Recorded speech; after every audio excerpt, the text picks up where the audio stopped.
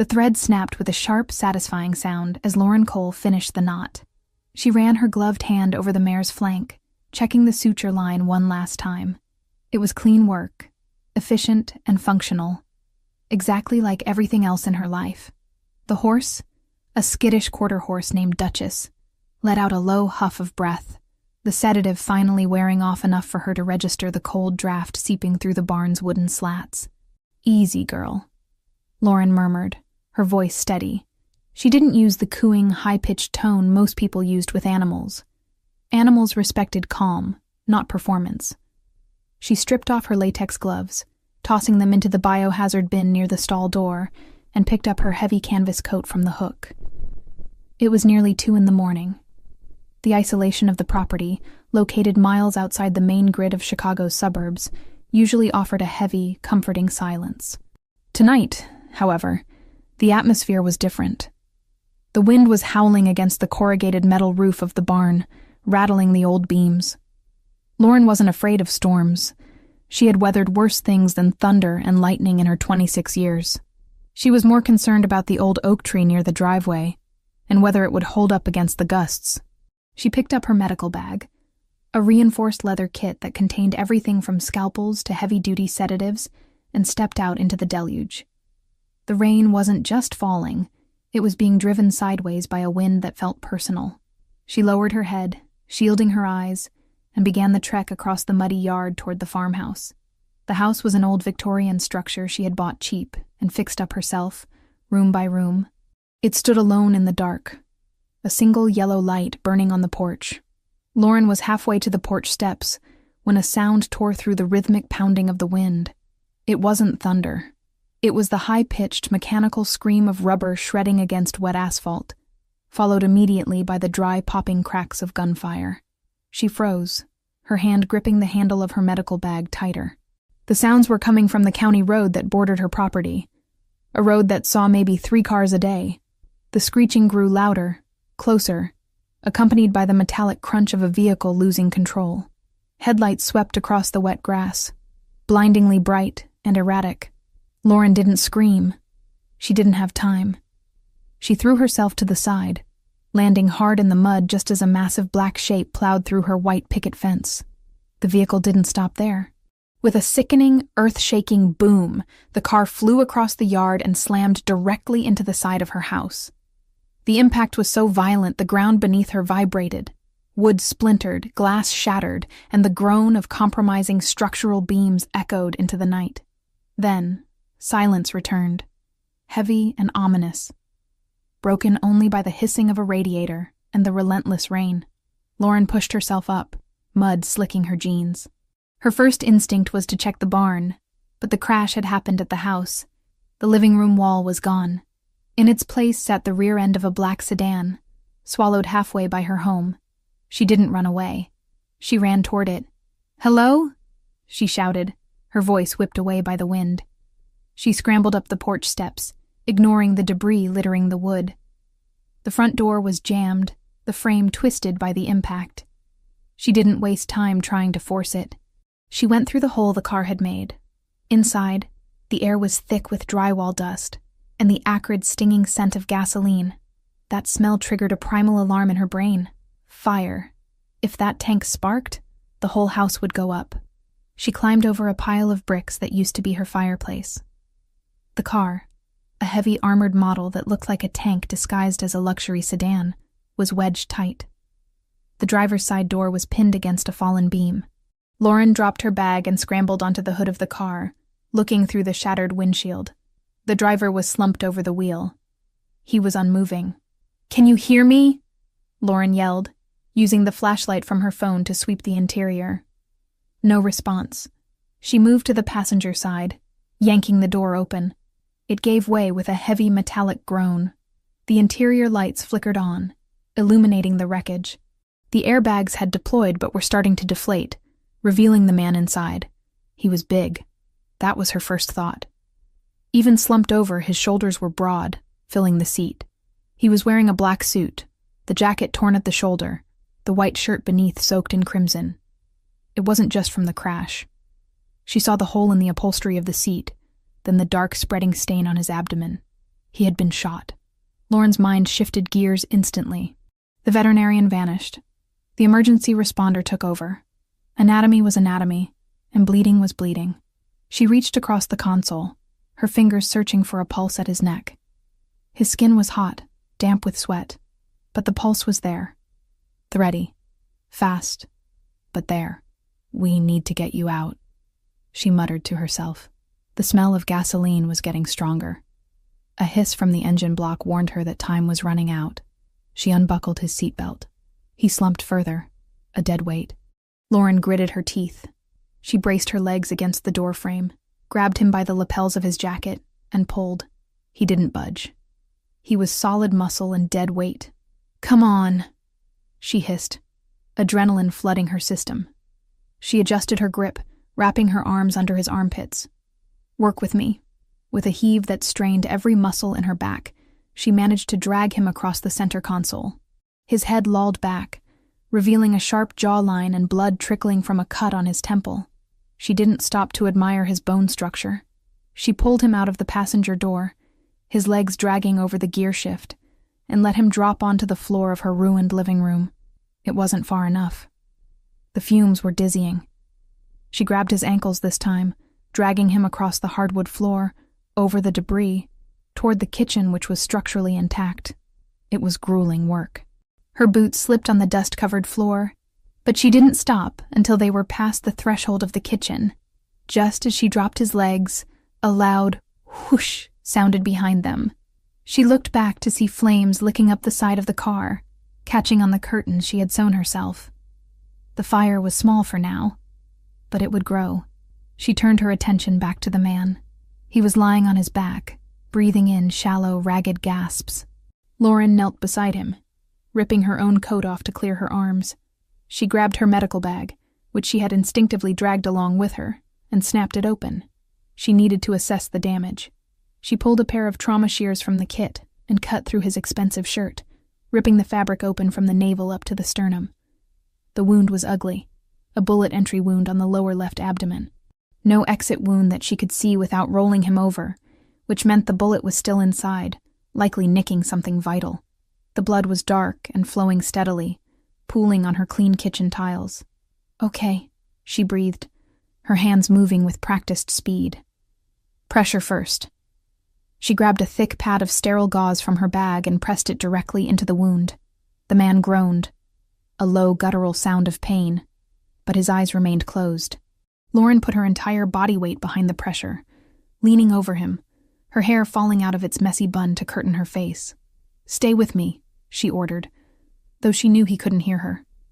She reached for a hemostat with her free hand, preparing to clamp any visible bleeders if she had to. This wasn't a sterile operating room, and he wasn't a horse, but the principles of stopping a leak were universal. She checked his face again. He was pale, the kind of gray-white that signaled shock. His features were striking, even in this state. Sharp nose, high cheekbones, dark eyebrows drawn together in unconscious pain. He didn't look like the farmers or local mechanics she dealt with. He looked like the kind of trouble that came with a warning label. Thunder cracked directly overhead, shaking the house again. Or maybe it was the car settling into the foundation. The lights in the kitchen flickered and died, plunging them into semi-darkness, illuminated only by the fire starting to grow in the living room and the flashlight beam from her phone on the counter. Lauren didn't flinch. She kept her hands buried in the wound, feeling the warmth of his blood seeping through the gauze, coating her fingers. She checked her watch. Minutes matter, if the ambulance didn't come soon, but she hadn't called an ambulance. She realized with a jolt that in the chaos, she hadn't touched her phone except to use the light. She shifted her weight, reaching for the phone with one bloody hand while keeping pressure with the other. Suddenly, a hand clamped around her wrist. The grip was iron hard, shocking in its intensity. Lauren gasped, dropping the phone. It clattered to the tile, the light spinning wildly before settling on the man's face. His eyes were open. They were dark, almost black in the shadows, burning with a terrifying lucidity. There was no confusion in them, no haze of concussion. He looked at her with the focus of a predator that had just woken up in a trap. Lauren froze. She was used to animals waking up from sedation. They were often confused, scared, thrashing. This man wasn't thrashing. He was completely still, except for the crushing grip on her wrist. "You're hurt," she said, her voice shaking slightly for the first time. "I'm a doctor. Sort of. I'm trying to stop the bleeding." He didn't let go. His gaze traveled from her face, down to her bloody hands pressing into his stomach, and then to the burning wreck in the other room. He assessed the situation in a heartbeat. He tried to sit up, but the pain slammed him back down. A hiss of breath escaped his teeth. His hand tightened on her wrist to the point of pain, anchoring him to consciousness. "Don't," she commanded, reverting to her professional tone. "You have a bullet in your gut. If you move, you'll tear the clot I'm trying to form." He looked back at her. His eyes locked onto hers, analyzing, calculating. He saw the blood on her clothes, the determination in her jaw, the blue of her eyes wide with shock but void of panic. "Phone," he rasped. His voice was like gravel, deep and ruined. "I was just about to call 911, Lauren said, trying to pull her wrist free to reach the device. "No," he growled. The word was a command, not a request. He pulled her down closer to him, ignoring the fresh wave of blood that seeped from his wound at the exertion. His face was inches from hers now. She could smell the metallic tang of blood, the smoke, and beneath it all, an expensive, woodsy cologne. "You can't call them," he whispered, his breath hitting her cheek. "You're dying," she argued, trying to keep the pressure on his wound despite his interference. "You need a hospital, no police," he said, his eyes narrowing. It wasn't an accident. Lauren paused. The gunshots, the way he was dressed, the armor on the car. The pieces clicked into place rapidly, forming a picture she didn't want to see. "Who are you?" she whispered. He didn't answer the question. Instead, he looked past her, toward the shattered wall where the wind and rain were blowing in, feeding the fire. He seemed to be listening for something over the storm. "They're coming," he said, his voice straining. "To finish it." Lauren's heart hammered against her ribs. "Who?" He looked back at her, and the intensity of his gaze pinned her to the spot. "The men who did this." He coughed, a wet, hacking sound that brought a fleck of blood to his lips. His grip on her wrist didn't loosen. If anything, it got tighter, possessive and desperate. "Listen to me," he said, forcing the words out through the pain. "You dragged me out. You touched me. I saved your life," she snapped, fear making her defensive. "You involved yourself," he corrected darkly. His thumb pressed into the pulse point of her wrist, feeling the rapid beat of her heart. "Use your head. If they find me here, if they find you here." He trailed off as the sound of another engine cut through the storm outside. It was distant, but getting closer. A heavy engine, moving slow, searching. The man's eyes widened slightly. He knew that sound. "Is there a back way?" he demanded. "What?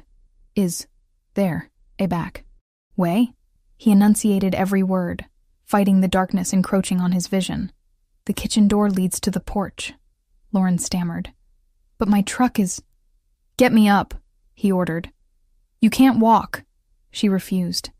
"You've lost too much blood. If I stay here, I'm dead," he said. "And if you're standing here when they walk through that door, you're dead too." The bluntness of the statement hit her harder than the wind outside. She looked at the door, then back at him. He wasn't lying. She could see it in the grim set of his jaw. This wasn't a drama. This was an execution in progress, and she had just stepped onto the scaffold. She started. Panic finally beginning to claw at her throat. He saw the hesitation. He knew he was about to pass out. The edges of his vision were already black. He needed to make sure she understood the stakes before he went under. He needed to make sure she didn't run to the police, because the police were likely on the payroll of the men hunting him. He pulled her down until their foreheads almost touched. The intimacy was terrifying, forced by blood and circumstance. "Look at me," he commanded. She looked. She couldn't look away. "Now you can't leave," he whispered, the words sounding like a sentence. "They saw your face." Lauren stared at him, the air leaving her lungs. "What?" "They saw you," he lied. Or maybe he believed it. Or maybe he just needed to terrify her enough to keep her close. "You're in this now." His hand finally lost its strength. It slid from her wrist, leaving a smear of blood on her skin like a brand. His eyes rolled back, the lids fluttering shut as his body gave up the fight against the trauma. "Wait!" Lauren cried, tapping his cheek. "Don't pass out. Wake up." Silvio Ricchetti didn't answer. He lay motionless on her kitchen floor, the blood continuing to seep around her fingers. Lauren sat back on her heels, trembling. The fire in the living room crackled louder, consuming the sofa. Outside, the sound of the approaching engine grew distinct. A heavy vehicle, crunching over the gravel of her driveway, slowing down as it spotted the wreckage. She was alone. Her house was burning. A dying man was on her floor, and killers were in her driveway. "They saw your face," the words echoed in her mind. She looked down at the man. He was her only link to understanding what was happening. And he was unconscious. She looked at the back door. She could run. She could run into the cornfields and hide. But if she ran, he would die. And if they really had seen her, they would hunt her down eventually. Lauren Cole swallowed the scream building in her throat. She looked at her medical bag, then at the man's prone form. She grabbed the handle of the bag. "Damn it," she whispered. She grabbed his ankles again. She didn't check the driveway. She didn't check the fire. She just pulled. She pulled him deeper into the house, toward the pantry, toward the shadows, as the headlights of the second car swept across the kitchen window, illuminating the blood she had left behind. She wasn't a veterinarian anymore. She was an accomplice, and the night had only just begun. The pantry was a claustrophobic box of shadows, smelling of dried herbs, flour, and the overwhelming metallic stench of fresh blood. Lauren had managed to drag the heavy man behind a stack of shelving units, just seconds before the headlights of the second vehicle swept across the kitchen windows, painting the walls in brief, blinding strokes of white light. The heavy rumble of the engine outside idled, a mechanical growl that vibrated through the floorboards, distinct from the crackling fire consuming the living room. Lauren was crouched on the linoleum, her hands slick with red. Her heart was beating a frantic rhythm against her ribs, a sensation she usually associated with trapped animals, not herself. Beside her, Silvio Ricchetti shifted. The movement was small, a mere tensing of muscle, but in the tight space it felt seismic. He was awake again. The momentary lapse in consciousness had passed, replaced by a cold, terrifying lucidity that cut through his pain like a scalpel. He didn't groan. He didn't ask where he was. His dark brown eyes, now adjusted to the gloom, locked onto her face with an intensity that made the air feel thin. "How many?" he rasped. The sound was wet, broken, but the authority in it was intact. Lauren swallowed, her throat dry. "One car. Maybe a truck. I saw the lights." "They'll circle first," Silvio said. He tried to adjust his position, pressing a hand against the makeshift packing Lauren had shoved into his abdominal wound. His knuckles turned white. "They check the perimeter. Then they breach. We have 3 minutes, maybe 4. We need to stay quiet," Lauren whispered, her instinct to hide overriding everything else. If we stay here,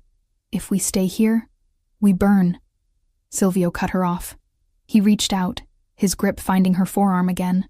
It wasn't a romantic gesture. It was an anchor. "Look at the smoke, Dottoressa. They aren't coming in to check pulses. They're coming to scrub the site." Lauren looked toward the kitchen doorway. The orange glow from the living room was brighter now, the crackling sound louder. Smoke was beginning to curl along the ceiling, a gray snake seeking an exit. He was right. The crash hadn't just damaged the house. It had started a bonfire, and the men outside would likely help it along to destroy the evidence. "My truck is out back," Lauren said, her mind finally engaging with the tactical reality. "It's old, but it runs. If we can get to the service road behind the barn—" "Go," Silvio commanded.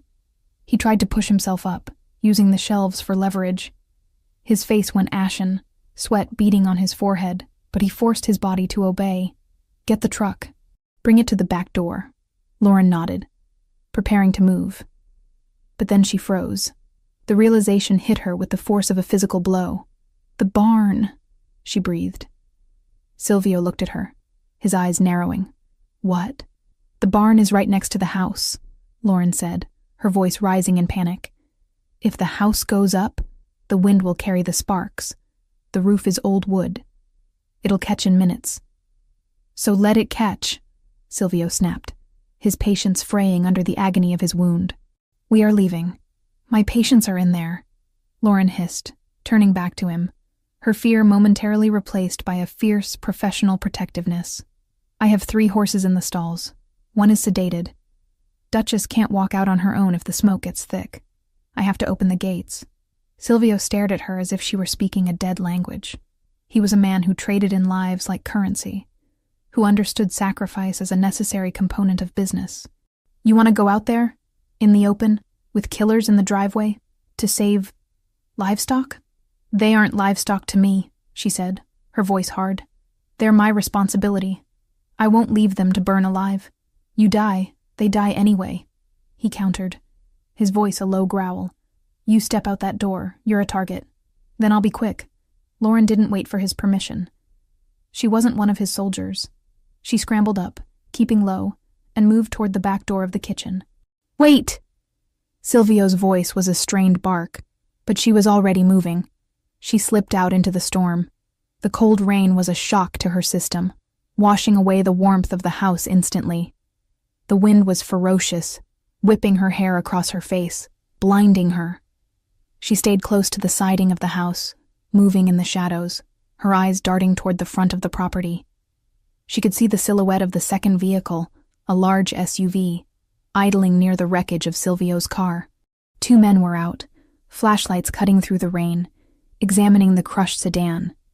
They were distracted, shouting to each other over the wind. Lauren sprinted. She crossed the muddy gap between the house and the barn, her boots slipping on the wet earth. She reached the heavy sliding door of the barn and heaved it open just enough to squeeze through. Inside, the smell of hay and warm animal bodies was a stark contrast to the chaos outside. The horses were already panicking. They could smell the smoke. Hooves kicked against wooden stalls, a rhythmic, terrified drumming. I know, Lauren whispered, rushing to the first stall. She didn't waste time with halters. She threw the bolt and swung the door wide. Go, get out. She slapped the flank of the gelding, a big roan, and he bolted into the center aisle. She moved to the next. Duchess, the mare she had stitched up earlier. She was groggy, stumbling as the noise frightened her. Lauren grabbed her mane, pulling her forward, guiding her out of the stall. Come on, Mama, she urged. Move. She got Duchess into the aisle and ran to the back of the barn, throwing open the large rear doors that led to the open pasture. The wind howled in, but it was the path to safety. She shooed the horses out, watching them gallop into the darkness, away from the fire, away from the men. Safe. She turned to leave, but a beam of light cut through the cracks in the barn wall. The men were moving. They were coming toward the house. Lauren dropped to a crouch. She had to get back to Silvio. She had to get the truck. But the path back to the house was now exposed. Back in the kitchen, Silvio Ricchetti had managed to drag himself into a sitting position against the cabinets. The pain was a living thing, tearing at his side with every breath, but he pushed it down into a dark corner of his mind. He checked his jacket. His primary weapon was gone, lost in the crash. He reached down to his ankle holster. Empty. He cursed silently in Italian. The impact must have torn it loose. He looked around the kitchen. Knives. He could use a knife. It was sloppy, close-range work, and in his condition, he'd lose a wrestling match, but he could maybe take one with him. Then he saw it. Under the debris of the table, half hidden by a fallen chair, was the glint of black metal. His spare piece. A compact 9mm he kept in the glove box. It must have been thrown clear when the dashboard shattered. He crawled toward it. The movement cost him dearly. Black spots danced in his vision, and he felt the warm gush of fresh blood soaking the bandage Lauren had applied. He gritted his teeth, sweat stinging his eyes, and reached out. His fingers closed around the cold, textured grip of the gun. It felt like shaking hands with an old friend. He checked the magazine. Full. Chambered. He heard the back door open. He raised the weapon instantly, leveling it at the shadow entering the room. It's me, Lauren gasped, throwing her hands up as she slid inside, dripping wet and shivering. Silvio didn't lower the gun immediately. He tracked her movement, ensuring no one was behind her. When the door clicked shut, he let the barrel drop. "The horses?" he asked. There was no mockery in his voice now. He had watched her run through the rain from the window. He had seen the risk she took. It was stupid, reckless, and undeniably brave. It told him everything he needed to know about her. She didn't panic, she acted. And she protected what was hers. "Out!" she panted, wiping rain from her eyes. "They're safe." "Good," he said, "because we're out of time." A heavy thud echoed from the front of the house, the sound of a boot kicking in the front door. "Check the rooms," a deep voice shouted from the living room. "If he's not in the car, he crawled somewhere to die." Lauren's eyes went wide. She looked at Silvio. He beckoned her closer. "Come here." She moved to him, crouching beside him. The fire in the living room was roaring now, the heat seeping into the kitchen. The smoke was getting thicker, creating a haze that stung the lungs. Silvio took her hand, the one that wasn't holding the gun, and pressed something cold and heavy into it. "I need you to listen to me very carefully," he whispered, his voice barely audible over the fire and the storm. "I can't walk to the truck. Not fast enough." "I'll help you," she said. "No," he said. "You're going to have to cover me." He pressed the gun into her palm. Lauren stared at it. It was heavy, terrifyingly real. She had treated gunshot wounds. She had dug bullets out of hunting dogs, but she had never held a weapon designed to kill people. I can't," she stammered. "I don't know how." "It's a machine," Silvio said, his eyes locking onto hers, forcing her to focus. "Just like your tools. Point, squeeze. It's not magic. I can't kill anyone," she whispered. "You might not have a choice," he said grimly. "If they come through that door, they will put a bullet in your head, and then they will burn this house down with your body inside. That is the reality. Do you understand?" Lauren looked at the gun, then at the door leading to the hallway. She could hear heavy footsteps crunching on the broken glass. They were getting closer.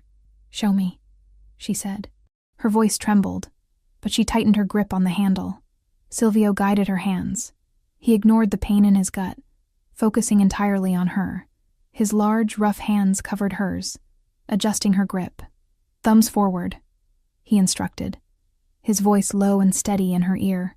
"Don't cross them behind the slide or it'll take your skin off. Finger off the trigger until you are ready to destroy what is in front of you." He moved her finger to the frame of the gun. "There is no safety on this model," he said. "The safety is your brain. Do not point it at anything you want to keep breathing." The footsteps stopped just outside the kitchen. A shadow fell across the slice of light on the floor. "Marco?" a voice called out. "Kitchen is clear? Checking it now." Another voice replied. Closer. Silvio looked at Lauren. He saw the terror in her blue eyes, but he also saw the steel spine that had made her run into a storm to save a horse. "We go out the back," he whispered. "I'll take the lead. If I fall, you don't stop. You get to the truck, you drive, and you don't look back." "I'm not leaving you," she said. It wasn't a romantic declaration. It was a statement of fact. She hadn't saved him from the crash just to let him die on her kitchen floor. Silvio felt a strange sensation in his chest that had nothing to do with the bullet wound. He nodded once. "Help me up." Lauren hooked her arm under his uninjured side. She gritted her teeth and heaved. Silvio groaned, a sound torn from the depths of his agony, as he forced his legs to take his weight. He leaned heavily on her, his breathing jagged. They stood there for a second, swaying in the smoky darkness. A man and a woman, covered in blood and rain, holding on to each other because there was nothing else left. "Ready?" he asked. Lauren gripped the gun in her right hand, her left arm supporting the weight of a Mafia Don. She looked at the back door. "Ready," she lied. Silvio kicked the back door open. The wind grabbed it, slamming it against the siding. The noise alerted the men inside. "Kitchen! They're in the kitchen! Go!" Silvio roared, pushing himself off her to stumble into the rain. Lauren followed, turning back for just a split second. She saw a figure burst through the smoke into the kitchen, a a silhouette raising a rifle. She didn't think. She didn't weigh the moral implications. She raised the gun the way Silvio had shown her, both hands shaking, and pulled the trigger. The recoil shocked her, traveling up her arms like an electric jolt. The gun barked, a flash of fire in the dark. The shot went wide, shattering a cabinet, but it forced the gunman to duck for cover. "Don't stop!" Silvio yelled from the yard. Lauren turned and ran. She caught up to him near the edge of the driveway where her old rusted pickup truck was parked. Silvio was leaning against the passenger door, his face white as a sheet, clutching his side where fresh blood was soaking through his suit. "Keys," he demanded. She fumbled in her pocket, pulling out the ring. She unlocked the door, shoving him inside. He fell into the seat more than he sat. Lauren ran to the driver's side. She jumped in, jamming the key into the ignition. The engine turned over with a reluctant whine, sputtering before roaring to life. A bullet shattered the rear window, spraying them with safety glass. Lauren screamed, ducking her head. "Drive!" Silvio shouted, slumping low in the seat. She slammed her foot on the gas. The truck spun its tires in the mud, fishtailing wildly before finding traction. They shot forward, not toward the road where the enemy SUV was blocking the exit, but toward the fields. She smashed through the wooden fence she had built herself last summer. The truck bounced violently over the uneven ground of the pasture. Lauren fought the steering wheel, her knuckles white. Behind them, the house was fully engulfed now. Flames licked up the sides of the second story, turning her home into a pyre against the black sky. She saw the headlights of the SUV turning, trying to follow. But the heavy armored vehicle bogged down in the deep mud of the yard. They kept driving. Through the tall grass, through the storm, into the dark embrace of the woods that bordered her land. Lauren didn't look at Silvio. She kept her eyes on the tree line, tears finally mixing with the rain on her face. She drove until the glow of the fire was just a faint orange smudge in the rearview mirror. Only then did she glance at the passenger seat. Silvio was watching her. He was barely conscious, his head resting against the cool glass of the window, the gun resting loosely in his lap.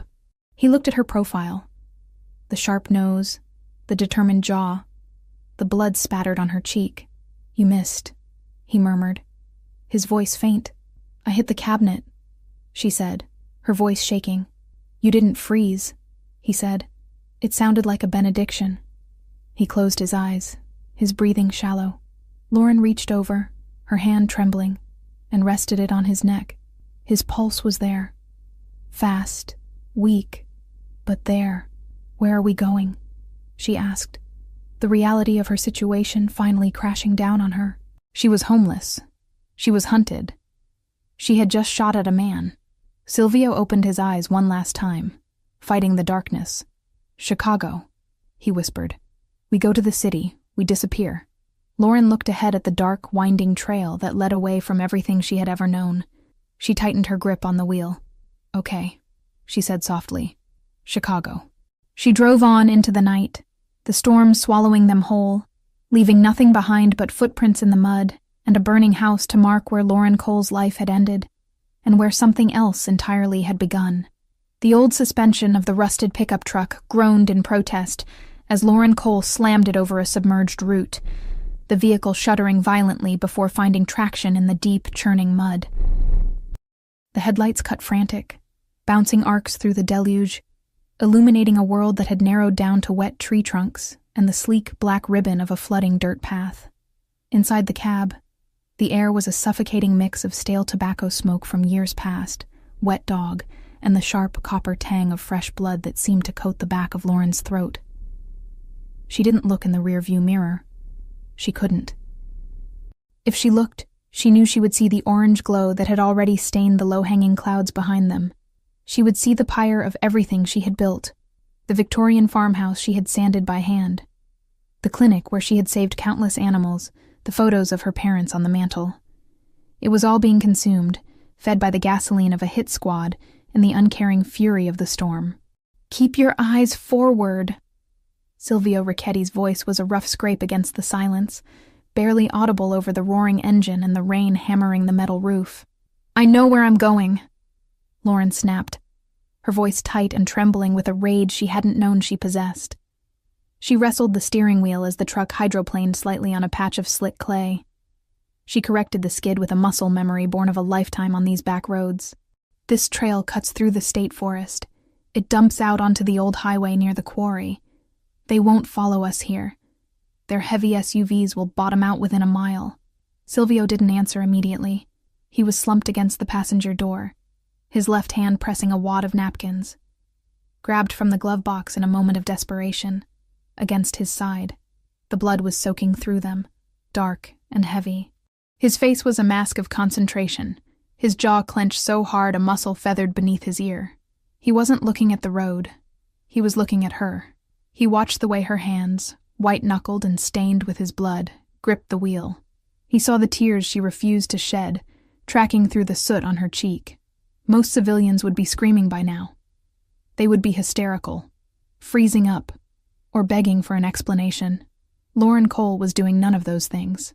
She was driving like a getaway pilot, calculating angles and traction, her mind evidently compartmentalizing the trauma in real time.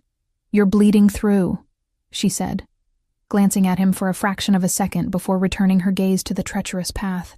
"We need to stop and repack that wound." "No stopping." Silvio gritted out, closing his eyes as the truck hit another pothole that sent a jolt of agony up his spine. "Distance is the only medicine right now." "How far to the highway?" 10 miles of this, then pavement," she replied.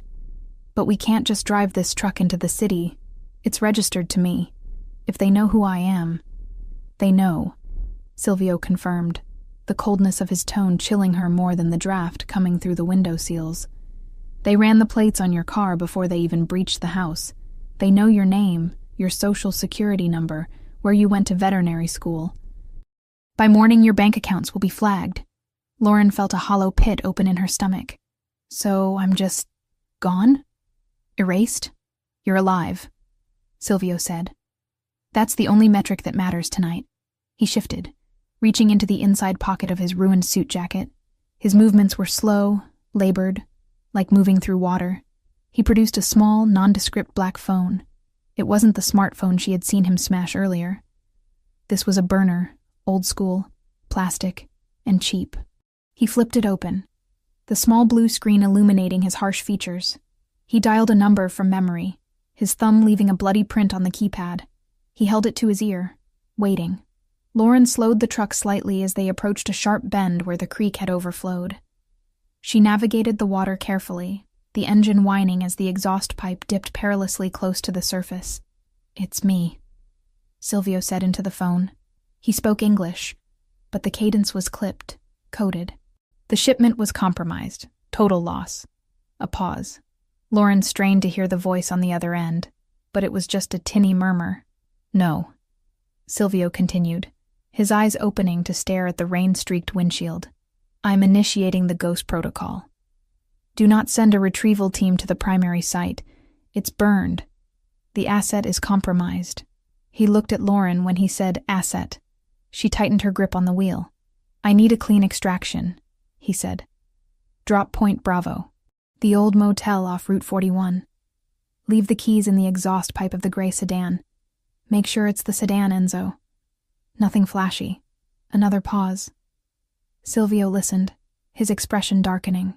"I don't care who is asking," he growled, a flash of the dangerous power returning to his voice despite his injury.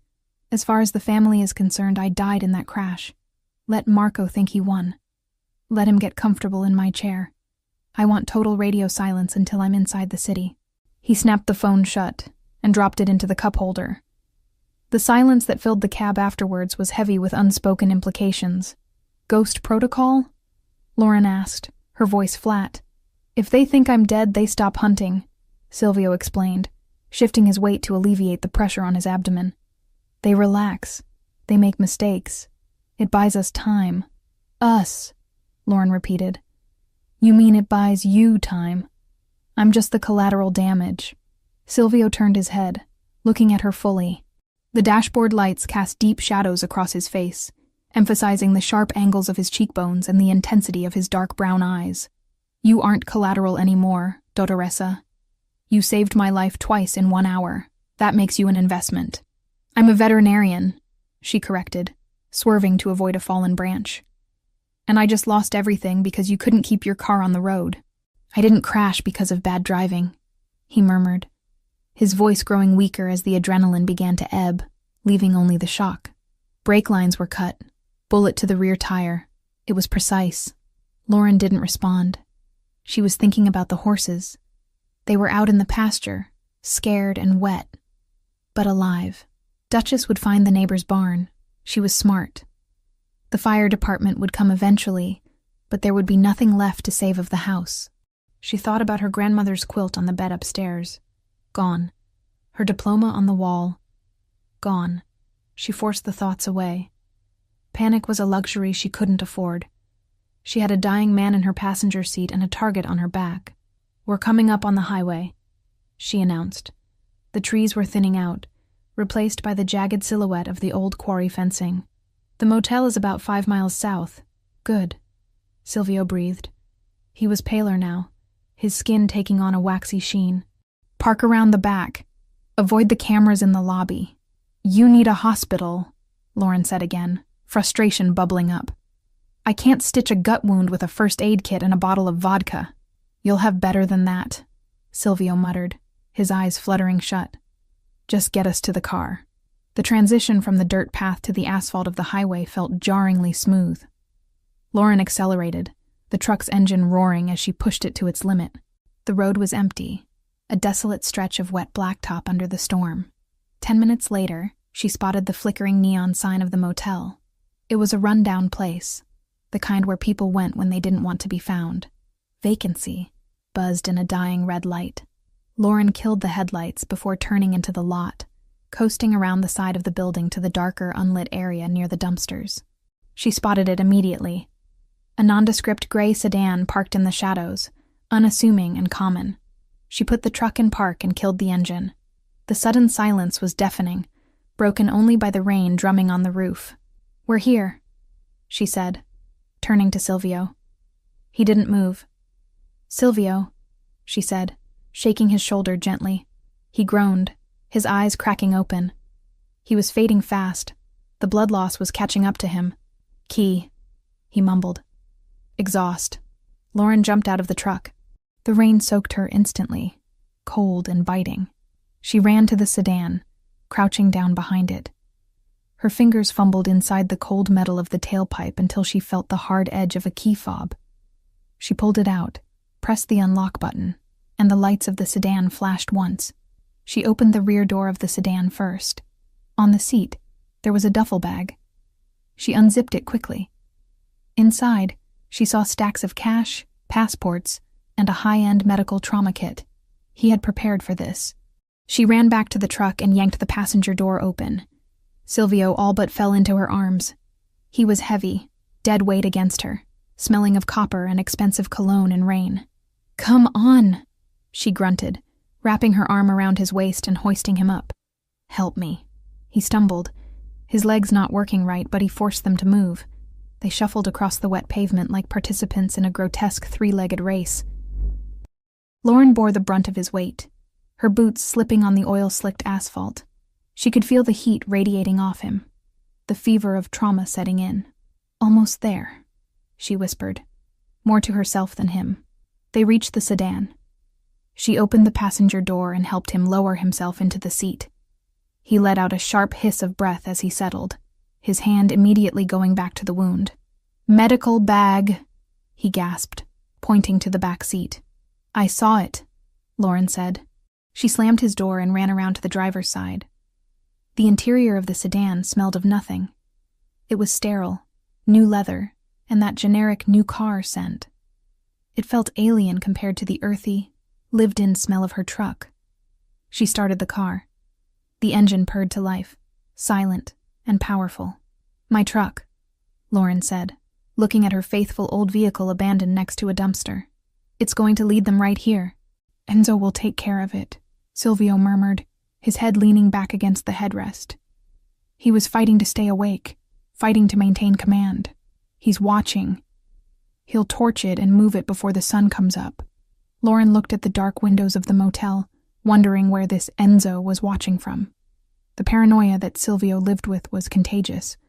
She felt exposed, naked. "Drive," Silvio ordered, his voice barely a whisper. "Chicago. The secure garage on Wacker." "Do you know it?" "I know it," Lauren said. She put the car in gear. As they pulled out of the lot, leaving her truck and her past behind in the rain, Lauren looked at Silvio. He was watching her again.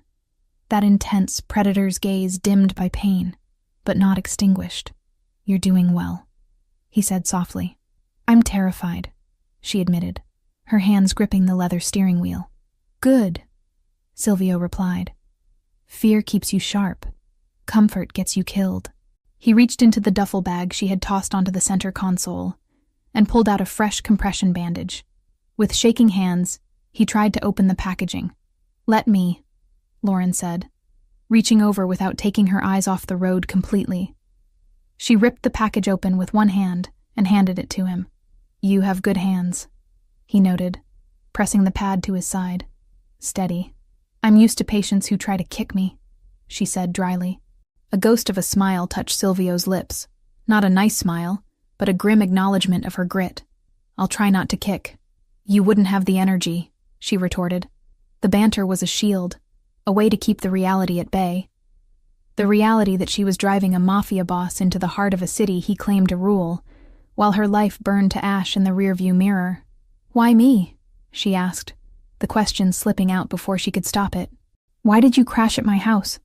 Of all the miles of road." "Fate," Silvio muttered, his eyes closing again. "Or bad luck, depending on how this ends." "It ends with you paying me back for my house," Lauren said firmly.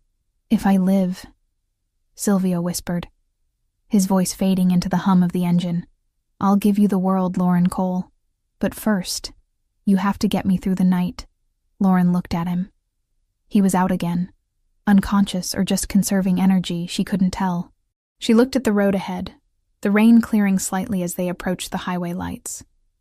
The city was aglow on the horizon, a sprawling beast of concrete and light. She was alone with him. There were no police coming, no fire trucks, no cavalry, just her, a stolen life, and the most dangerous man in Illinois bleeding out on her leather seats. Lauren Cole squared her shoulders. She drove. The veterinarian was gone. The survivor was behind the wheel. And she wasn't going to let him die. Not tonight. 3 weeks had passed since the night the sky had opened up and swallowed Lauren Cole's life whole. 3 weeks of silence. 3 weeks of existing in a vacuum where time was measured not by the sun or the needs of her animals, but by the healing rate of a bullet wound and the encrypted hum of server fans. The safe house was a fortress of glass and steel, perched atop one of Chicago's nondescript residential towers on Wacker Drive. It was nothing like the farmhouse. There was no smell of damp earth, no creaking wood, no comforting warmth of a living thing breathing in the next room. This place smelled of ozone, filtered air, and the harsh antiseptic cleanser Lauren used to scrub the granite countertops. It was luxurious, certainly. The furniture was Italian leather.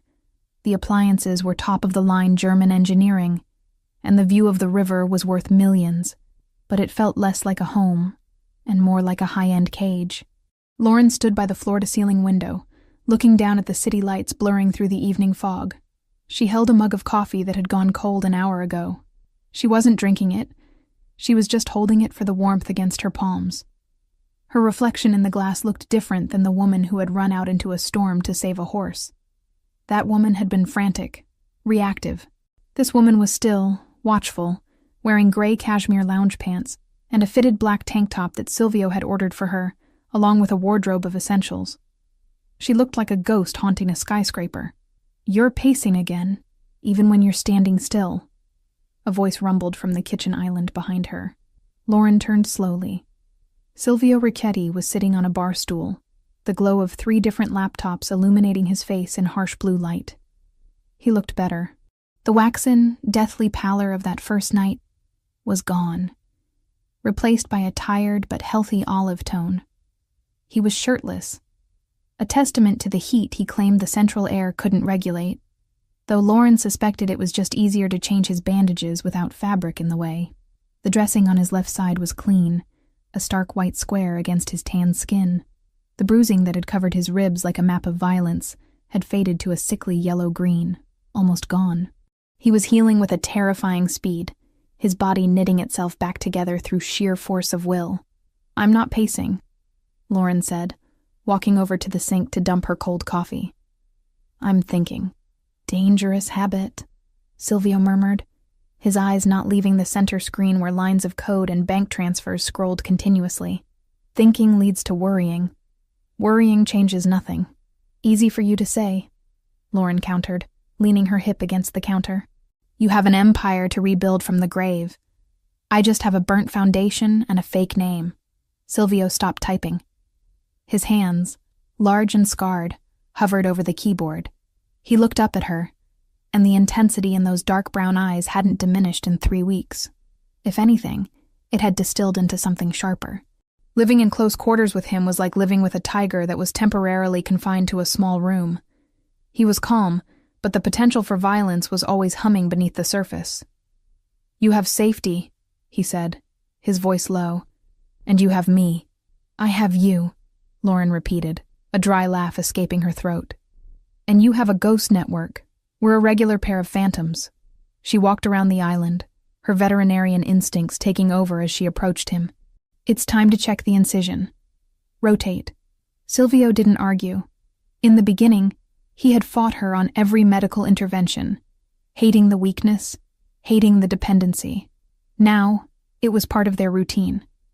He swiveled the chair, lifting his left arm so she could access his side.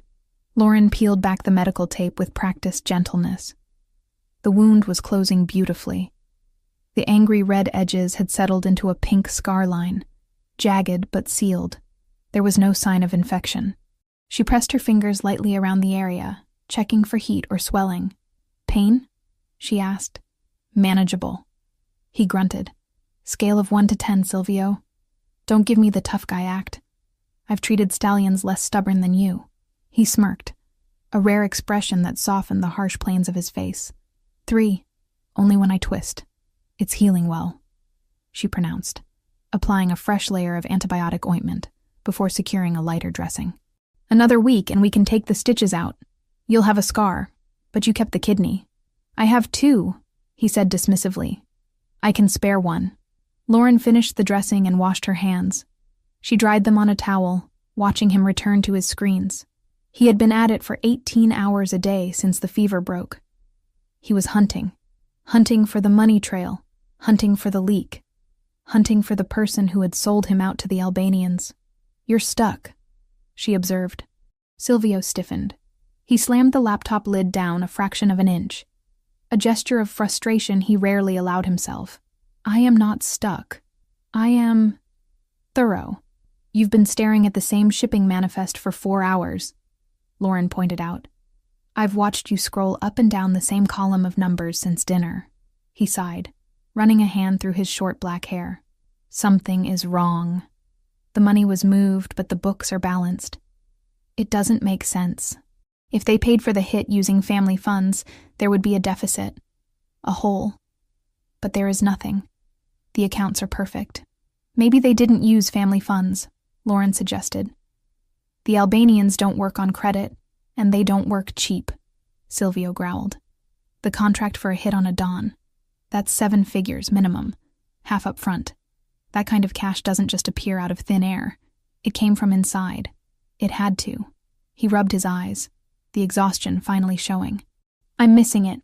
It's right in front of me, and I'm missing it." Lauren looked at the screen. It was a dense spreadsheet of imports, olive oil, textiles, marble, coming in from Italy and Greece. It was a language of commerce she didn't speak, but she understood systems. Biology was a system. A healthy body was a balanced ledger. Illness was a deficit or a chaotic surplus. "Move over," she said. Silvio looked at her, his eyebrow arching. "Excuse me?" "Move over," she repeated, nudging his shoulder. "Let me look. Lauren, this isn't a medical chart. These are laundering fronts for international shipping logistics. It's complicated. I decipher blood work panels for animals that can't tell me where it hurts," she said calmly. "And I ran a business for 5 years. Math is math, Silvio. Sometimes you need fresh eyes. You're looking for what you expect to see. I don't know enough to have expectations. He hesitated, then slowly slid the stool over, giving her space. It was a massive concession of territory.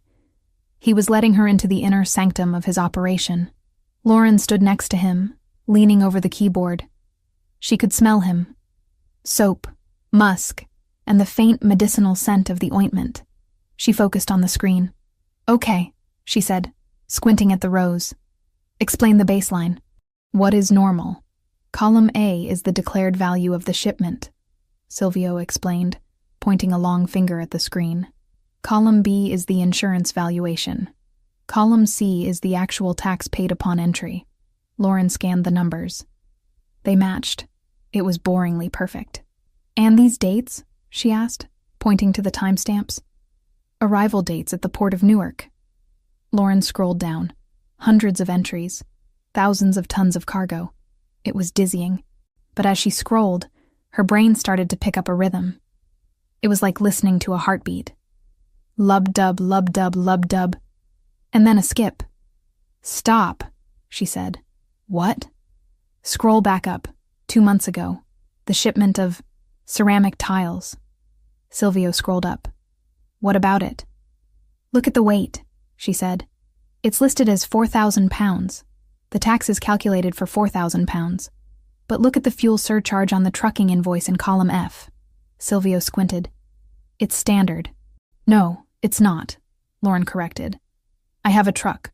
I haul trailers. I know fuel consumption. The surcharge here is for a load that weighs significantly less.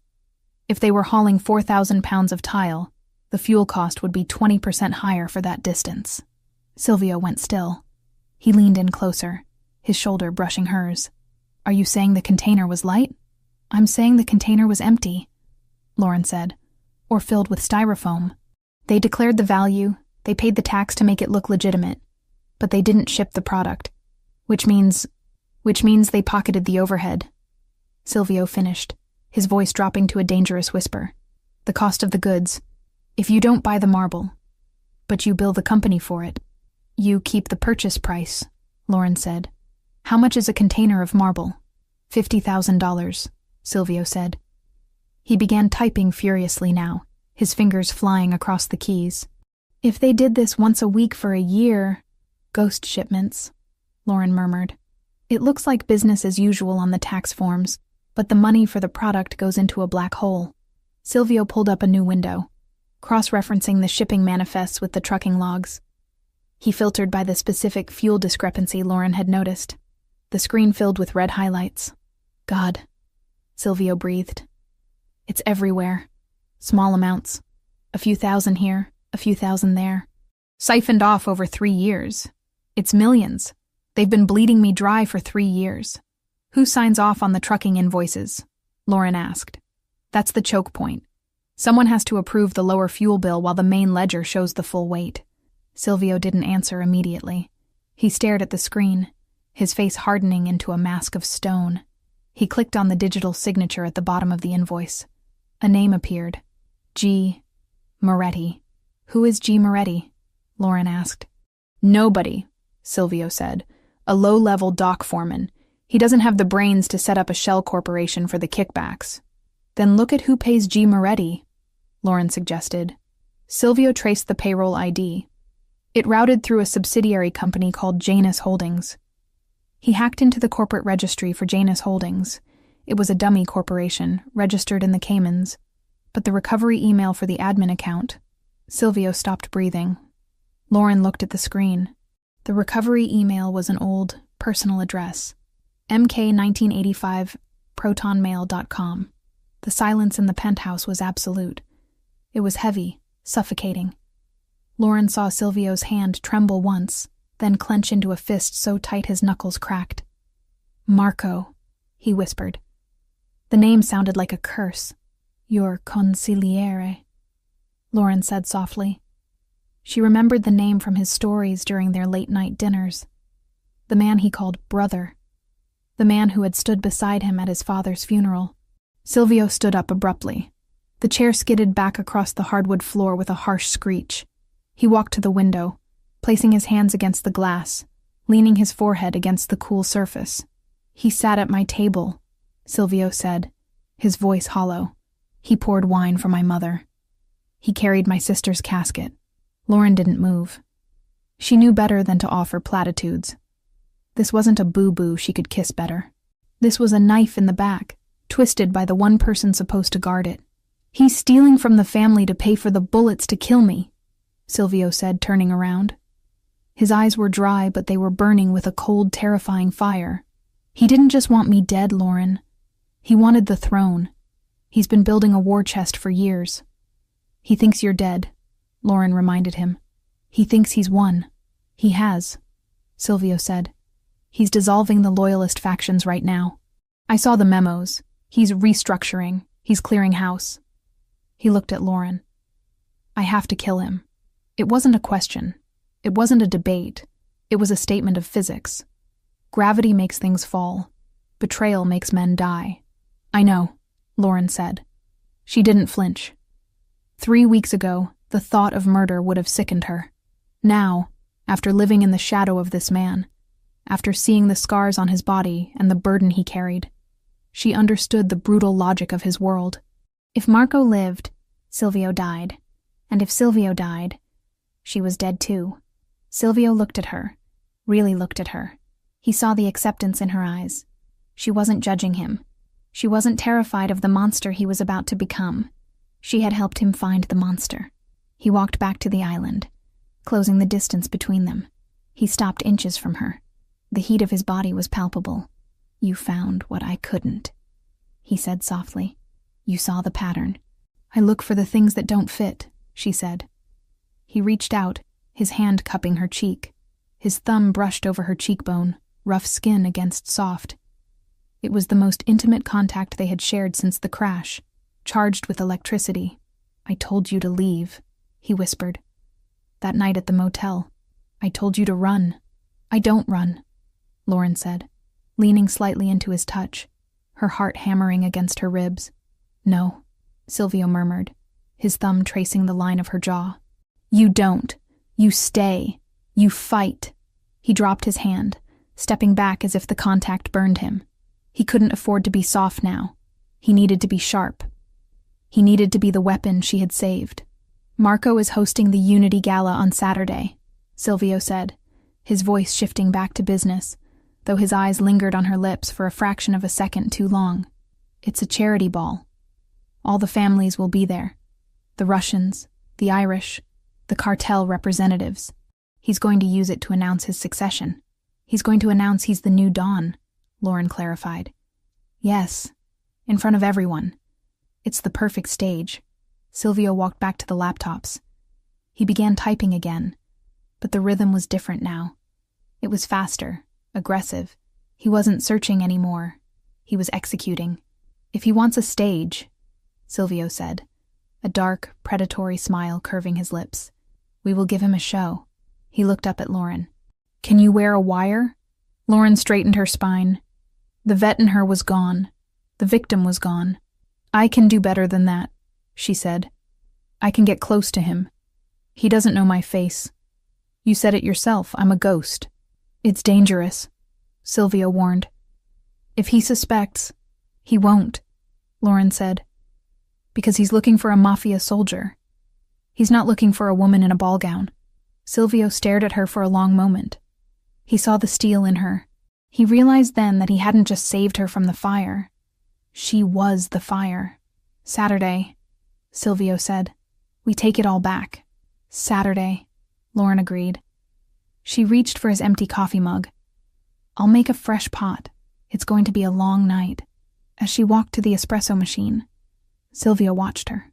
He had lost a brother today. But as he watched Lauren move through his kitchen with the confidence of a queen in exile, he knew he had gained something far more dangerous. He turned back to the screen, the reflection of the city lights dancing in his eyes, and began to write the script for his resurrection.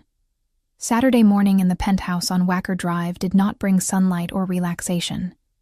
It brought the heavy, suffocating tension of a battlefield in the moments before the first cannon fire. The floor-to-ceiling windows were obscured by heavy blackout curtains, turning the sprawling living space into a dimly lit command center. Maps of the Drake Hotel, blueprints of the ballroom, and lists of security rotations plastered the glass walls of Silvio's office, taped up with reckless precision. Silvio stood before the display, a stark contrast to the wounded man Lauren had dragged from the wreck 3 weeks ago. He was dressed in dark trousers and a fitted charcoal sweater that emphasized the breadth of his shoulders. He moved with a predator's grace, the stiffness in his left side barely noticeable now, betrayed only by the way he occasionally shifted his weight to his right leg when standing still for too long. Lauren watched him from the doorway. She held a tablet in her hand, reviewing the guest list for the Unity Gala for the 100th time. "Marco has doubled the security at the service entrances," Silvio said, his voice rough with lack of sleep. He traced a line on the blueprint with a marker. "He's expecting a hit squad. He's expecting me to send a team of shooters through the kitchen or the loading dock. He's pulled men from the perimeter to fortify the back of the house, which leaves the front door exposed," Lauren noted, stepping into the room. "The front door is a choke point," Silvio countered without turning. "Metal detectors, facial recognition, and a phalanx of his personal guard. You can't walk a gun through the front door." "We aren't walking guns in," Lauren reminded him. "We're walking us in. The weapons are already inside, thanks to Enzo." Silvio finally turned to look at her. His expression was grim. "The plan has too many variables, Lauren. Enzo planted the pieces in the ventilation ducts 2 days ago, yes. But retrieving them requires time we might not have, and it requires you to be on the floor. We've been over this," she said, her voice steady. "I'm the only one who can do it." "I have men," Silvio growled, stepping closer, the air between them charged with the familiar friction of their arguments. "I have loyalists who would die to take the shot." "Marco knows you're loyalists," Lauren argued, not backing down. "He knows their faces. He knows their wives' names. He knows how they walk. If any of them step foot in that ballroom, they'll be marked before they reach the bar. But me? Who am I, Silvio? To Marco, I don't exist. I'm a variable he hasn't accounted for." Silvio stopped inches from her. He looked down, his dark brown eyes searching her face for any sign of hesitation. He found none. The veterinarian from the countryside had been forged into something harder in the crucible of this penthouse. She stood with her chin raised, her blue eyes clear and defiant. "You are not a soldier," he said softly, the words sounding more like a plea than an accusation. "If things go wrong, if the shooting starts before we are ready, you don't have the training to clear the room. Then don't let things go wrong," she challenged. "You're the strategist. I'm just the distraction." Silvio clenched his jaw, the muscles feathering. He hated this. He hated that she was right.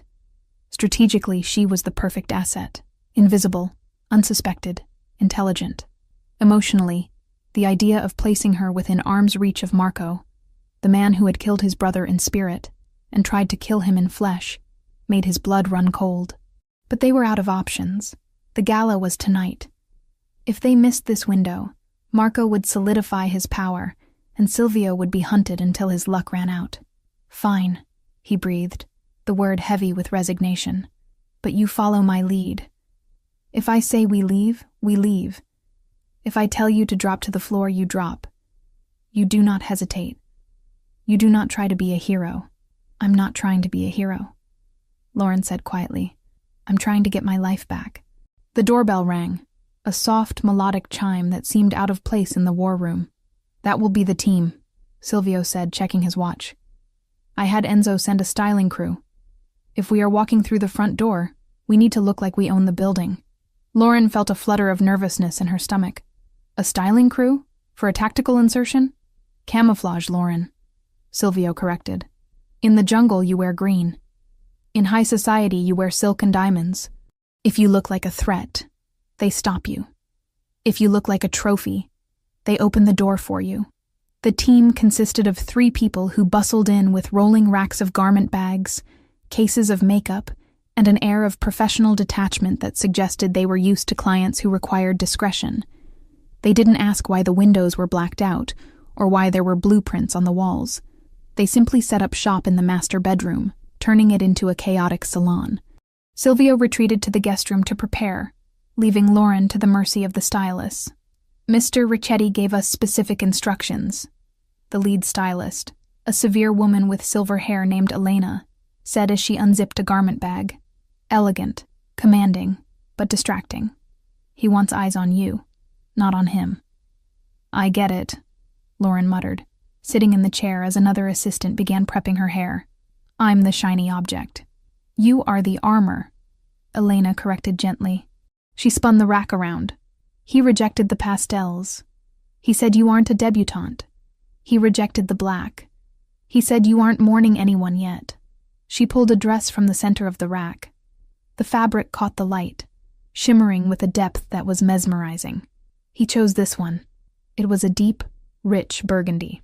Not bright red, not purple, but the color of expensive wine or oxygenated blood. It was made of heavy silk satin that looked like liquid. Lauren stood up and touched the fabric. It was cool and smooth.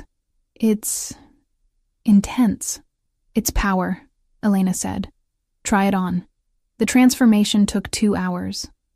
Lauren watched in the mirror as the country vet disappeared.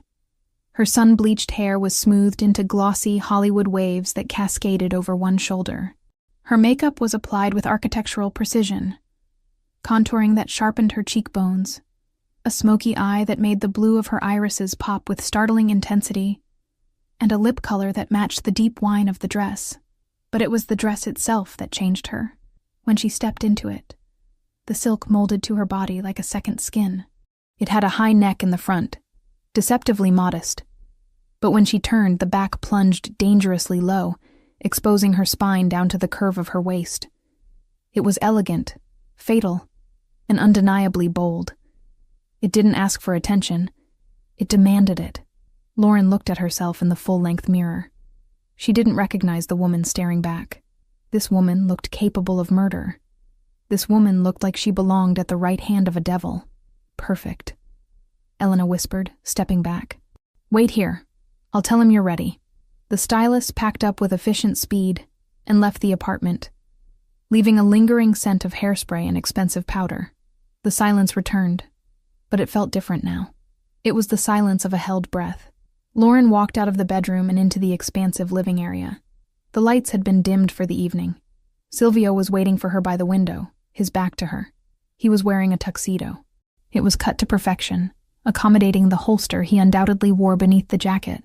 He looked broad, imposing, and devastatingly handsome, in the way a thunderstorm is beautiful, dark, powerful, and dangerous to be near. Silvio, she said softly. He turned. For a moment he didn't breathe. He didn't speak. He just looked at her. His gaze traveled from the hem of the burgundy gown, up the fluid line of her body, lingering on the exposed skin of her arms, and finally resting on her face. It wasn't just desire in his eyes, though there was plenty of that, a raw, burning hunger that made Lauren's knees weak. It was reverence.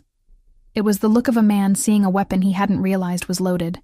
He walked toward her, his movements slow, deliberate. He stopped a foot away, afraid to touch her, afraid to break the image. I thought I knew what you looked like, he murmured, his voice husky. I was wrong. Is it too much? Lauren asked, feeling suddenly exposed despite the high neckline. The color is a warning, Silvio said. It tells them exactly what you are. And what am I?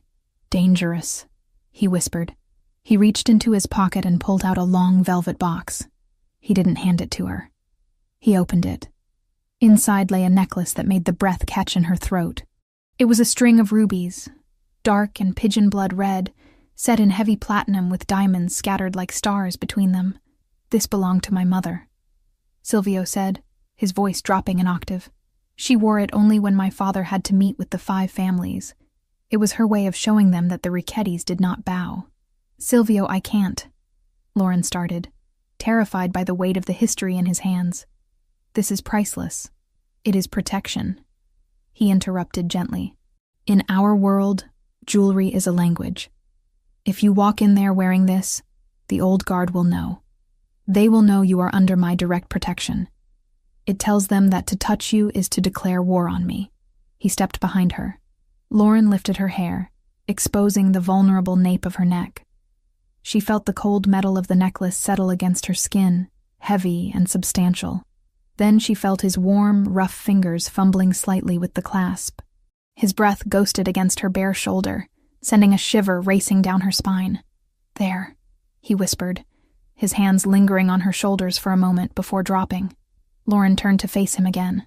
The rubies burned against her skin, matching the dress perfectly. "Do I look like a Richetti?" she asked, a challenge in her voice to mask her fear. Silvio looked at her, his eyes dark and unreadable. He reached out, taking her hand and raising it to his lips. He kissed her knuckles, not a gentlemanly peck, but a pressing, possessive kiss that lasted too long. "You look like a queen," he said against her skin. "And tonight, we take back the kingdom." He released her hand and stepped back, the mask of the dawn sliding back into place. The vulnerability was gone, replaced by icy resolve. "The car is waiting downstairs," he said, his voice clipped and professional. "Enzo is driving. We have earpieces in the car. Once we cross the threshold of the hotel, we are live. Remember the signal. If I touch my tie, you separate and head for the ladies' room near the service corridor. That's where the ventilation access is." "I remember," Lauren said. She took a deep breath, steeling herself. "Let's go." They walked to the private elevator in silence. The doors slid open, revealing the mirrored interior. As they descended, Lauren watched their reflection.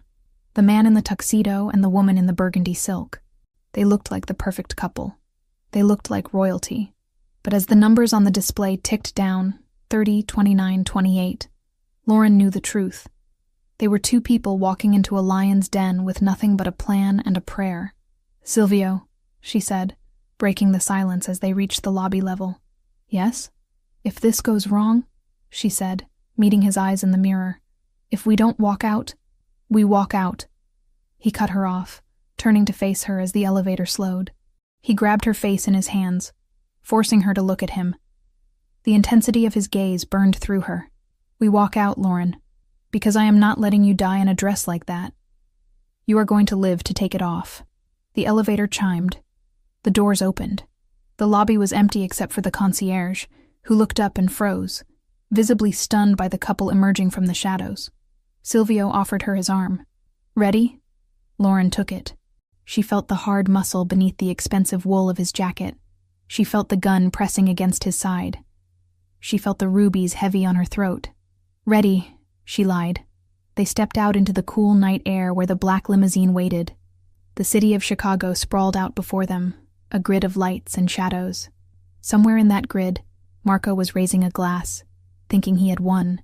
He was wrong. Silvio held the door for her, and as Lauren slid into the darkness of the car, the silk of her burgundy dress rustling like whispered secrets, she left the last of her fear on the sidewalk. Tonight, she wasn't the victim. Tonight, she was the vengeance. The limousine glided to a halt in front of the Drake Hotel, the tires crunching softly against the pristine pavement of the drop-off zone. Outside the tinted windows, the world was a blur of frenetic energy. Flashbulbs erupted like miniature lightning storms, illuminating the red carpet where the elite of Chicago's underworld mingled with legitimate high society under the guise of the Unity Gala. It was a charity event on paper, raising money for inner-city hospitals, but in practice, it was a summit. A place where truces were measured in champagne flutes and betrayals were whispered behind manicured hands. Inside the car, the silence was absolute. Silvio Richetti sat in the shadows, his profile carved from granite, his dark brown eyes fixed on the entrance. He didn't look like a man who had spent the last 3 weeks bleeding out in a safe house. He looked immortal. The tuxedo fit him with military precision, the stark white of his shirt contrasting with the deep tan of his skin. He adjusted his cufflinks, heavy gold knots, and turned to Lauren.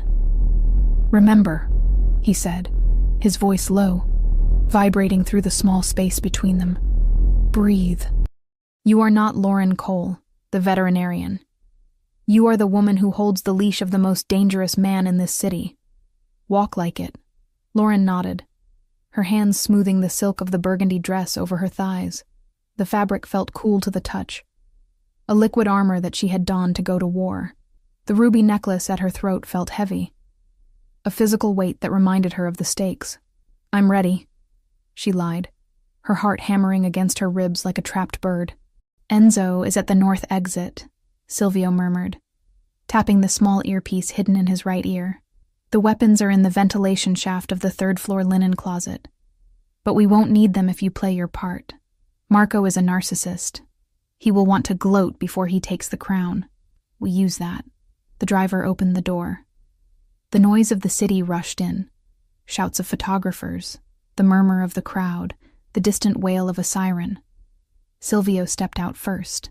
He buttoned his jacket, scanned the perimeter with a single, sweeping glance, and then turned to offer his hand to her. Lauren took it. As she stepped out into the flashing lights, she felt the shift in the atmosphere. It wasn't just attention. It was shock. A ripple went through the crowd nearest to the curb. Whispers ignited like dry tinder. Richetti. He's alive. It's him. They walked up the red carpet, not rushing. Silvio moved with a predatory grace that forced people to part before him. He didn't acknowledge the cameras. He didn't acknowledge the stunned gasps of the lower-level mobsters who had spent the last week jockeying for position in his absence. He kept his hand firmly on the small of Lauren's back, a gesture that was possessive, protective, and unmistakably claiming. When they reached the heavy gold doors of the Gold Coast room, the security detail, men hired by Marco, froze. They recognized Silvio. Their hands twitched toward their earpieces, panic widening their eyes. "Good evening," Silvio said. His voice was calm, pleasant even, but it carried the threat of a loaded gun. "I believe I'm expected." The lead guard swallowed hard, his face draining of color. He stepped aside without a word. They entered the ballroom. If the sidewalk had been chaotic, the ballroom was a masterpiece of orchestrated opulence. Crystal chandeliers the size of small cars hung from the gilded ceiling, casting a warm, honeyed glow over hundreds of guests. A string quartet played something classical and soothing in the corner, fighting a losing battle against the hum of conversation. Then, Silvio stepped into the light. The reaction was instantaneous. It started near the doors and spread outward like a shockwave. Conversations died mid-sentence. Glasses were lowered. The music faltered as the cellist looked up and missed a beat. A silence descended on the room, thick and heavy, suffocating the laughter and the clinking of silverware. Silvio Richetti, the man whose obituary had been quietly drafted by half the people in this room, was walking across the marble floor, and on his arm was a vision in blood-red silk. Lauren felt the weight of 1,000 eyes. She felt the judgment, the curiosity, the jealousy. She kept her chin high, channeling every ounce of cold fury she had felt, watching her house burn. She focused on the rubies at her throat, imagining they were shielding her. "I am not a victim," she repeated to herself. "I am the storm. Keep walking," Silvio whispered, his lips barely moving. "Don't look at the floor. Look at them. Make them look away." They moved toward the center of the room. A waiter, trembling, offered a tray of champagne. Silvio took 2 flutes, handing one to Lauren. He took a sip, his eyes scanning the crowd, cataloging threats, reading loyalties. "There," he murmured. Lauren followed his gaze. At the far end of the room, on a raised dais where a podium stood waiting, was a group of men laughing. In the center of them was Marco. He looked triumphant. He was holding a scotch, gesturing expansively with a cigar in his other hand. He looked like a king holding court. He hadn't seen them yet.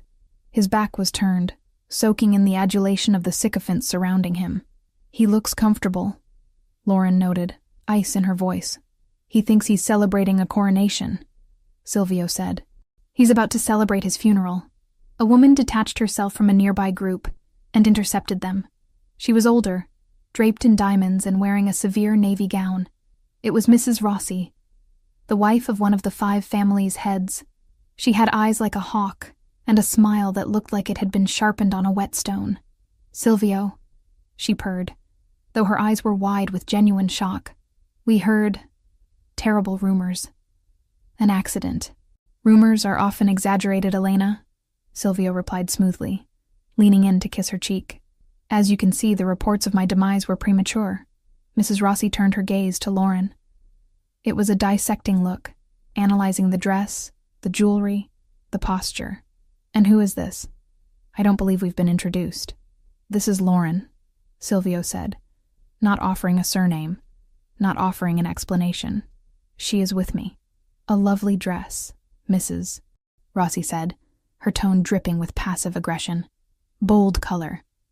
Usually we reserve red for looser occasions." Lauren smiled. It was the smile she used when a client tried to tell her how to do her job. "It's burgundy, actually, the color of oxygenated blood." It seemed appropriate, given that everyone here seems to be out for it tonight. Silvio stiffened slightly beside her, suppressing a smirk. Mrs. Rossi blinked, taken aback by the sharp retort.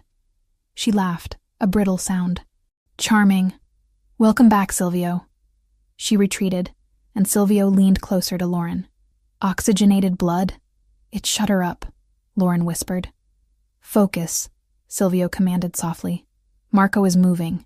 On the dais, Marco had turned. He handed his glass to an aide and checked his watch. He was preparing to speak. He still hadn't seen Silvio, blocked by the crowd and the pillars.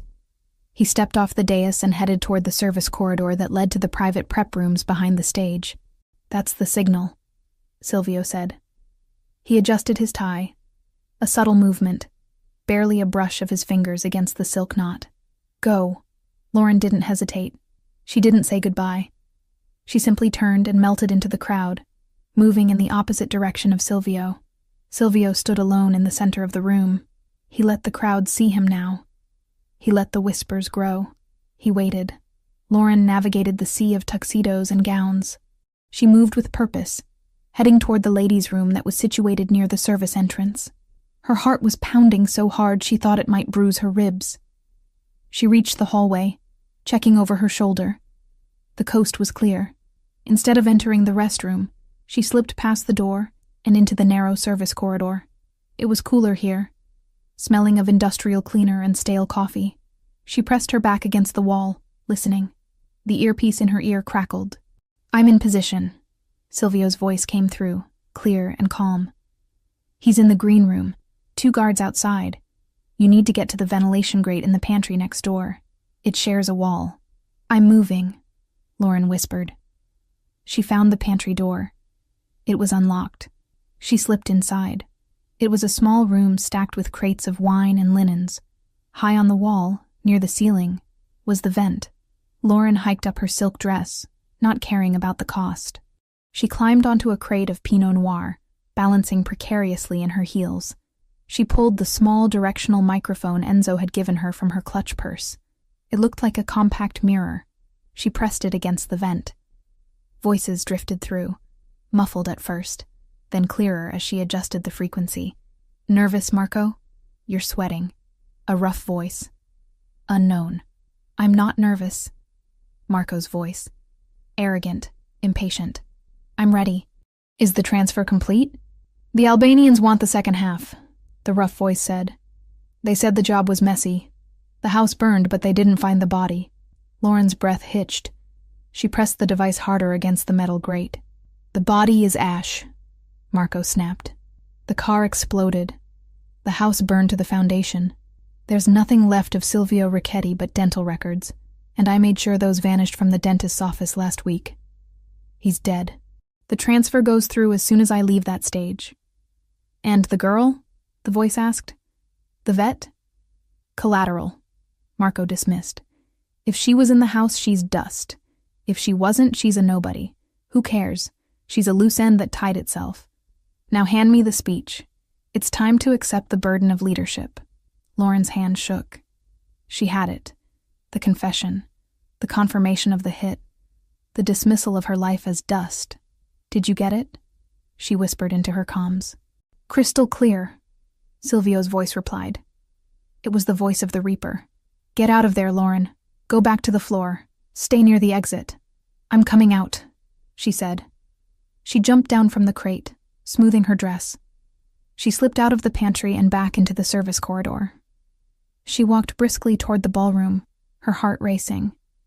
She re-entered the Gold Coast room just as the lights dimmed. A spotlight hit the stage. "Ladies and gentlemen," a voice announced over the PA system. "Please welcome the acting head of the Ricchetti family, Mr. Marco Conti." Polite applause. It was thin, uncertain. The room knew something was wrong, but they didn't know what yet. Marco stepped into the spotlight. He looked impeccable, projecting a somber gravitas. He approached the microphone, adjusting it with both hands. He looked out at the darkened room, unable to see the faces clearly. "Friends," Marco began, his voice dripping with rehearsed sorrow. "We gather tonight under a shadow. As many of you know, we have suffered a tragic loss. My brother, my mentor, Silvio." He paused for effect, hanging his head. It was a masterful performance. Silvio was a man of vision, Marco continued, and though he was taken from us too soon, by a tragic accident on a rainy road, his vision must survive. It falls to me, with a heavy heart, to carry that torch. From the back of the room, near the sound booth, Silvio signaled the technician. A man Enzo had paid triple his annual salary to look the other way for 5 minutes. "Carrying a torch is difficult."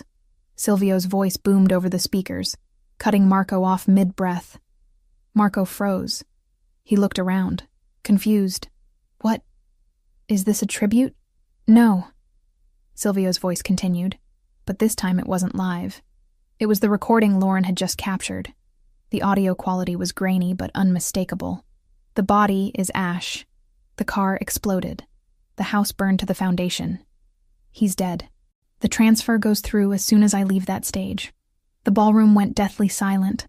The recording continued. "And the girl, the vet, collateral. She's a loose end that tied itself."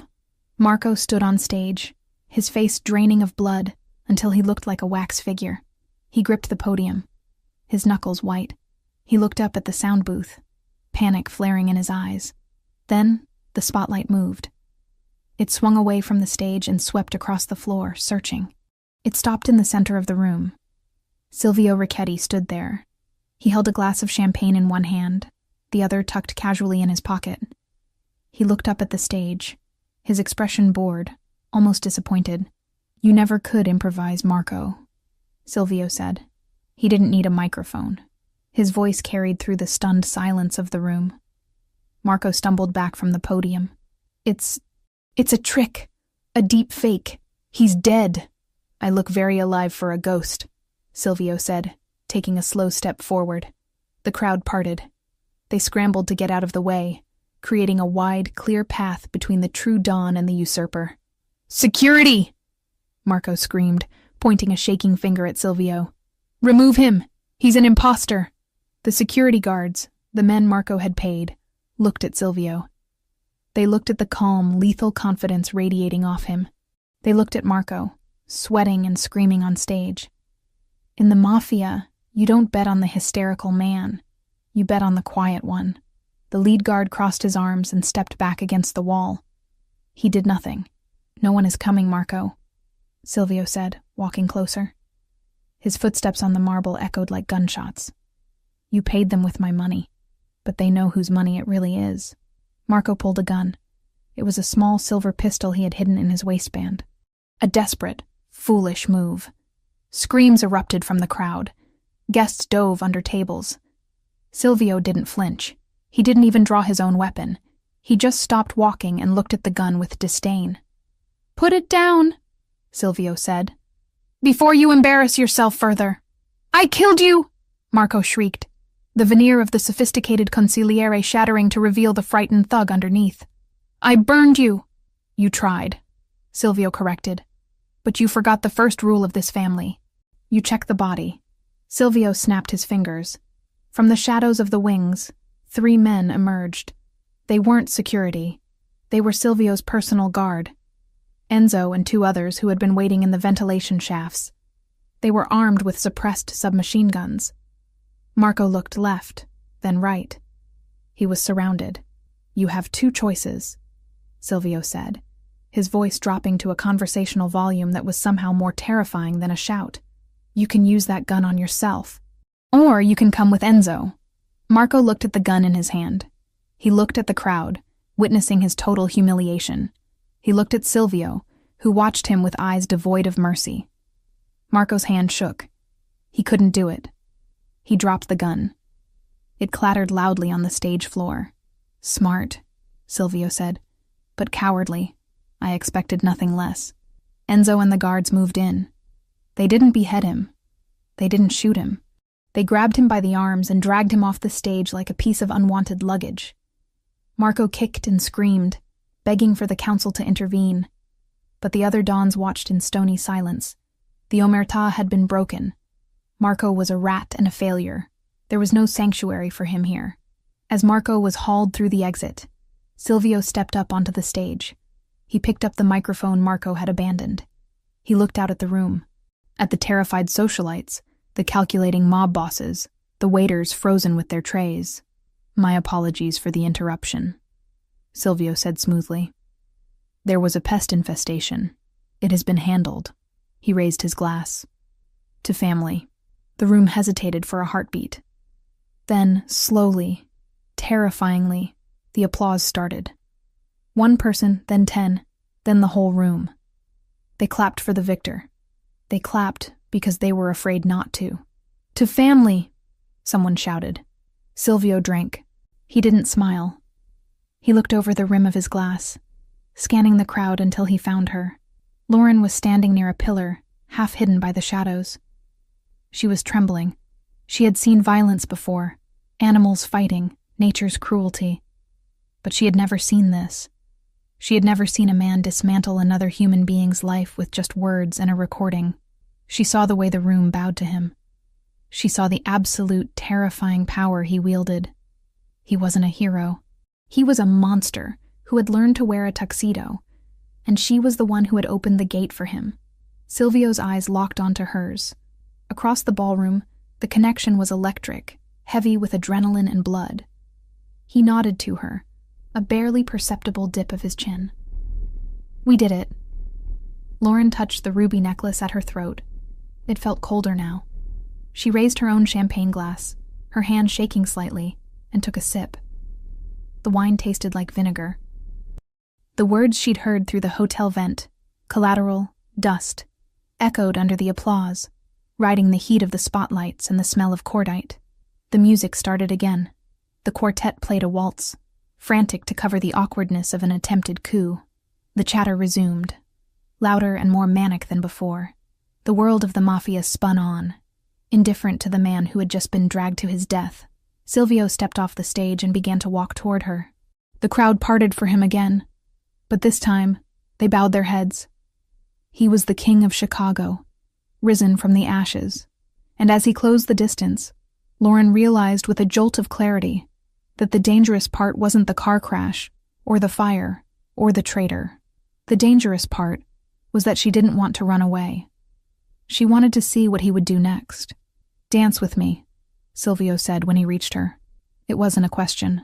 Lauren set her glass down on a passing tray. She stepped into his arms. He pulled her close, his hand burning against the silk on her lower back. They moved together, swaying to the music, surrounded by enemies who were now pretending to be friends. Is it over? She whispered against his lapel. The battle is over, Silvio murmured, his lips brushing her ear. The war is just beginning. He spun her, the burgundy dress flaring out like a pool of blood on the marble floor. And for the first time that night, Silvio Ricchetti smiled. It was the smile of a wolf who had just cleared the forest of competitors. And you, he whispered, were magnificent. Lauren closed her eyes, letting the music and the fear wash over her.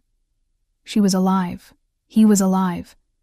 And God help her, she had never felt more powerful. The silence inside the limousine on the ride back to Wacker Drive was heavy, not with the comfortable quiet of shared victory, but with the suffocating weight of things left unsaid. The city of Chicago blurred past the tinted windows, a streak of neon and rain-slicked asphalt, indifferent to the fact that its hierarchy had just been violently rearranged. Lauren Cole sat in the corner of the leather seat, the burgundy silk of her dress pooled around her like spilled wine. The adrenaline that had sustained her through the gala, through the confrontation with Marco, and through the terrifying waltz in the arms of a killer, was beginning to drain away. In its place was a bone-deep exhaustion, and a trembling in her hands she couldn't quite suppress. She looked at Silvio. He was staring out the window, his jaw set in a line of granite. The warmth he had shown her on the dance floor, the possessive heat of his hand on her back, the whisper against her ear, had evaporated the moment the heavy doors of the Drake Hotel had closed behind them. He was no longer the partner who had needed her help to decipher shipping manifests. He was the Dawn. He was the man who had ordered his own brother dragged away to an unmarked grave without blinking. "You're quiet," Lauren said, her voice sounding too loud in the hermetically sealed cabin. Silvio didn't turn. "There is nothing left to say. The work is done." The coldness of his tone struck her like a physical blow. It wasn't angry. It was detached. Clinical. It was the voice of a surgeon closing a patient after a procedure, ready to wash his hands and move on to the next case. When the car pulled into the private underground garage of the penthouse tower, the transition was jarring. The harsh fluorescent lights buzzed overhead as Enzo opened the door. Silvio stepped out first, adjusting his cufflinks, his movements fluid and unhampered by the healing wound in his side. He didn't offer her his hand this time. Lauren stepped out onto the concrete, her heels clicking, echoing in the cavernous space. She followed him to the elevator, the silence stretching between them until it felt like a third passenger. The ride up to the penthouse took 40 seconds. Lauren watched the numbers tick upward, feeling a strange sense of vertigo. 3 weeks ago, she had come up here as a fugitive with a dying man. Now she was returning as a queen who had helped reclaim a kingdom. Yet she felt more precarious than ever. The elevator doors slid open. The penthouse was exactly as they had left it. The maps on the walls, the laptops humming on the kitchen island. But the energy had shifted. The war room atmosphere was gone, replaced by the sterile chill of a museum after hours. Silvio walked straight to the bar. He poured a single glass of amber liquid, whiskey, neat, and downed it in one swallow. He didn't pour one for her. He placed the heavy crystal glass down on the marble counter with a sharp clack, and finally turned to face her. "Enzo will be up in 10 minutes to collect the equipment," Silvio said. "You should change." Lauren stood in the center of the room, feeling foolish in her gown and diamonds. "Change? Is that it? We just go back to normal?" "There is no normal," Silvio corrected, his dark eyes flat and unreadable. "There is the mission, and there is the aftermath. The mission is complete. Marco is handled. The council has realigned. The threat to my life and yours is neutralized." "Neutralized," Lauren repeated, the word tasting bitter. "Is that what you call what happened to Marco?" "I call it necessary," Silvio said. He walked around the island, putting distance between them. He picked up a thick manila envelope that had been sitting next to his laptop. He held it for a moment, his thumb brushing over the seal, before sliding it across the marble surface toward her. "This is for you," he said. Lauren looked at the envelope. It was thick, substantial. "What is it?" "Payment," Silvio said. The word hung in the air, ugly and transactional. Lauren felt a flush of heat rise up her neck, born of humiliation and sudden, sharp anger. She walked to the counter and picked up the envelope. Her hands shook as she opened the clasp. She pulled out the contents. It wasn't cash. It was a stack of legal documents. On top was a deed for a property in Montana, a fully equipped state-of-the-art veterinary clinic with an attached residence on 40 acres of land. The price listed was astronomical, and it was marked paid in full. Beneath the deed was a passport. Lauren opened it. The photo was hers, taken from a security camera feed in the penthouse, she realized with a jolt. But the name was different. Elena Vance. "It's a clean identity," Silvio explained, his voice devoid of emotion. "Social security number, birth certificate, credit history. It goes back 10 years. It will stand up to scrutiny from anyone, the IRS, the FBI, even my world. The bank accounts linked to that name have enough funds to ensure you never have to work a day in your life, though I assumed you would want the clinic." Lauren stared at the passport. Elena Vance. A stranger with her face. "You want me to leave," she stated, looking up at him. "I want you gone," Silvio corrected. He crossed his arms over his chest, leaning back against the panoramic window, framing himself against the city lights he now owned. "You were useful, Lauren. I won't deny that. Your skills, your adaptability. They were assets I needed while I was incapacitated, but I am no longer incapacitated. Useful, Lauren whispered. She dropped the passport onto the counter. Is that all I was? An asset? A nurse with a driver's license? Don't romanticize this, Silvio said, his voice hardening. You found me in a wreck. You saved me because it is your nature to fix broken things. I kept you alive because I needed cover. We made a deal. I told you I would give you the world if I lived. This, he gestured to the documents. This is the world. It's freedom. It's safety. It's everything you lost in that fire, multiplied by 10. It's a payoff, Lauren snapped, the anger finally breaking through. You're paying me off like a contractor you're done with. Because I am done with you, Silvio roared. The sudden volume made her flinch. He pushed off the window and stalked toward her, stopping only when the kitchen island was the only thing separating them. Look at me, Lauren. Look at what I am. I just executed my brother in front of 500 people. Tomorrow, I will order the deaths of a dozen more men who were loyal to him. My life is blood. It is violence. It is looking over my shoulder every second of every day until someone finally gets lucky and puts a bullet in my head. I know what you are, Lauren argued, leaning forward, matching his intensity. I've been living in it for 3 weeks. I washed the blood off your hands. I loaded your gun. I didn't run then.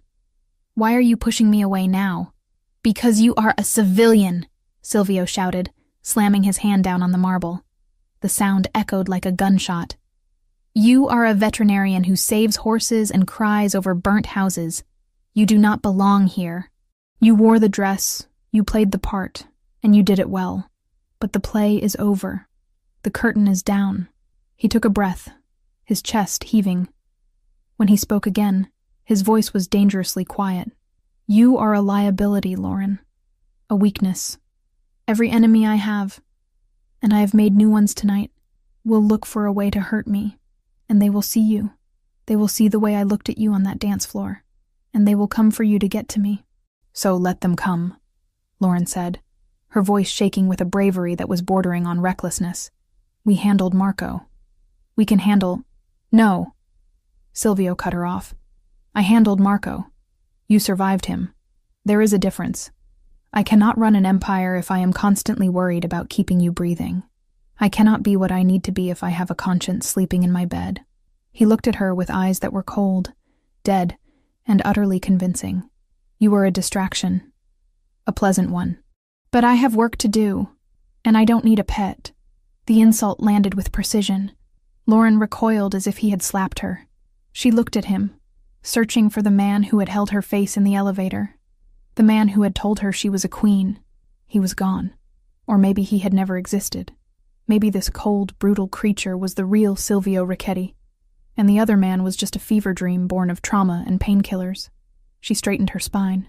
She reached up to her neck. Her fingers found the clasp of the ruby necklace. It took a moment. Her hands were trembling, but she undid the latch. The heavy necklace slid from her skin, pooling in her hands like drops of blood. She placed it gently on top of the dossier. The debt is paid, she said, her voice hollow but steady. You promised to replace what I lost. You've done that. The house, the clinic. It's more than fair. Silvio stared at the rubies. His jaw tightened, a small betraying tick that Lauren caught. But don't lie to me, Silvio, she said softly. You're not sending me away because I'm a liability. You're not sending me away because I'm a pet. She walked around the island until she was standing right in front of him. He didn't retreat, but his body was rigid, every muscle coiled tight. You're sending me away because you're terrified, she whispered. You're terrified that if I stay, you might actually feel something other than hate. You're scared that I make you human. And in your world, being human gets you killed. Silvio didn't speak. He didn't blink. He just stared at her, his face a mask of stone. Take the deal, Lauren, he rasped finally. Take the ticket, take the life, and get out of my city. I will, she said. I'm not stupid. I know when I'm not wanted, and I know when a patient is terminal. She stepped back, creating a chasm between them that felt wider than the miles to Montana. "I'll be gone in the morning," she said. "I assume Enzo will drive me to the airport?" "The plane is waiting at a private airfield," Silvio said, turning his back to her to pour another drink he didn't need. "It leaves at 6 a.m. Don't miss it." "I won't." Lauren turned and walked toward the guest room. She didn't slam the door. She closed it quietly, with a soft click that sounded like the final beat of a heart.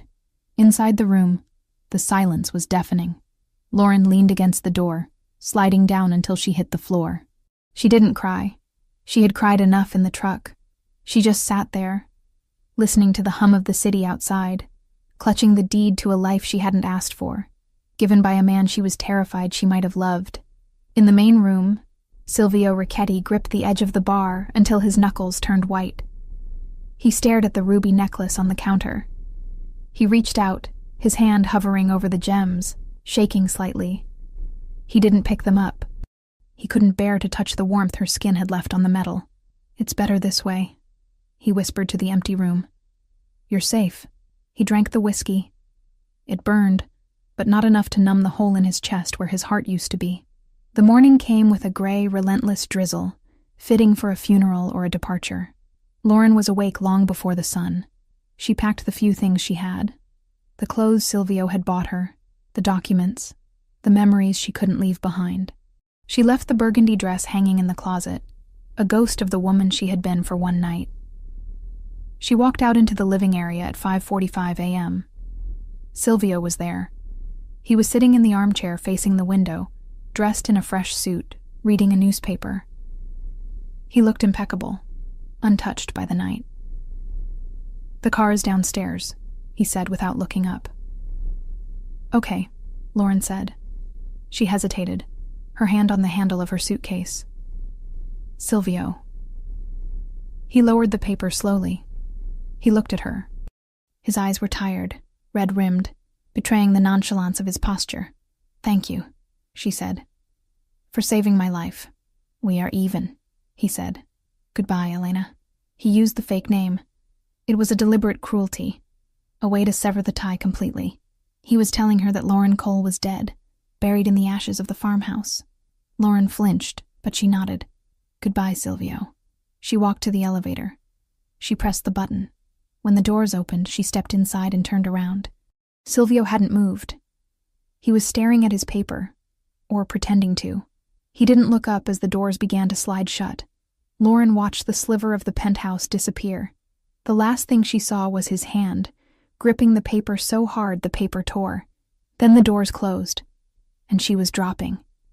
Down, down, down, away from the sky, away from the power, back to the earth where she belonged. Up in the penthouse, the moment the elevator mechanism clicked, signaling her descent, Silvio threw the glass of whiskey he had been nursing against the far wall. It shattered with a violent crash. Amber liquid and crystal shards sprang across the map of Chicago. He stood up and walked to the window, pressing his hand against the glass, looking down at the street 30 stories below. He watched as the black SUV pulled out of the garage and merged into the early morning traffic, heading west. Heading away, he watched until the taillights were swallowed by the rain and the distance. "Be safe, Piccola," he whispered to the glass. He turned back to the room. It was huge. It was luxurious. It was the seat of absolute power in the city. And it was completely, devastatingly empty. Silvio Ricchetti walked to his desk. He sat down. He pulled a stack of files toward him, the list of Marco's associates who needed to be purged. He uncapped his pen. The king was back on his throne, and he had never felt more like a prisoner. The wind in Montana had a different voice than the wind in Chicago. In the city, the wind screamed against glass and steel, angry and trapped. Here, in the vast, white silence of the valley, it howled with a lonely, ancient sorrow that seeped through the walls of the clinic and settled deep in Lauren Cole's bones. 4 months. It had been 122 days since she had walked out of the elevator on Wacker Drive, leaving behind a shattered glass of whiskey and a man who had looked at her like she was a ghost he was trying to exorcise. Time hadn't really moved since then. It still lived in the smell of gasoline and wet drywall whenever she closed her eyes, in the memory of the way he'd looked at her as if trying to exorcise a ghost instead of the woman who had dragged him back from the edge. Lauren, or Elena Vance as the locals knew her, stood in the sterile operating theater of the clinic Silvio had bought for her. It was a magnificent facility, over-equipped and overfunded, a diamond dropped in the middle of cattle country. The heated floors, the digital X-ray machines, the recovery stalls padded with memory foam. It was every veterinarian's dream, and it felt exactly like what it was. A golden cage. She finished wrapping the leg of a border collie that had gotten tangled in a barbed wire fence. The dog, a stoic creature named Buster, thumped his tail weakly against the stainless steel table. "You're good to go, buddy," Lauren whispered, scratching him behind the ears. "Stay away from the fence lines, okay?" She carried the dog out to the waiting room where an old rancher named Mr. Henderson was twisting his hat in his hands. He looked at Lauren with the same mixture of gratitude and curiosity that everyone in town seemed to have. Who was this woman who appeared out of nowhere with unlimited funds and hands that could stitch a vein with surgical precision? "What do I owe you, Miss Vance?" Mr. Henderson asked, reaching for a worn leather wallet. "Nothing," Lauren said, the standard answer she gave everyone. "Put it on the tab." There was no tab. There was no billing system. The operating costs of the clinic were paid automatically from a trust fund managed by a law firm in the Caymans. Every bottle of medicine, every kilowatt of electricity, every bag of feed was paid for by blood money. She was washing Silvio's conscience one healed animal at a time. Mr. Henderson frowned, uncomfortable with the charity. "That doesn't feel right, ma'am. Bring me a pie next week," Lauren said, forcing a smile that felt tight on her face. "Apple." Now when the rancher left, the silence returned, heavier than before. Lauren locked the front door and flipped the sign to closed. It was only 4 p.m., but the winter sun was already dipping behind the sapphire mountains, painting the snow in shades of bruised purple and gray. She walked to the large window at the front of the clinic. The view was breathtaking. Acres of pristine pine forest and snow-covered pastures. It was the peace she had told herself she wanted. It was the safety Silvio had promised. And she hated it.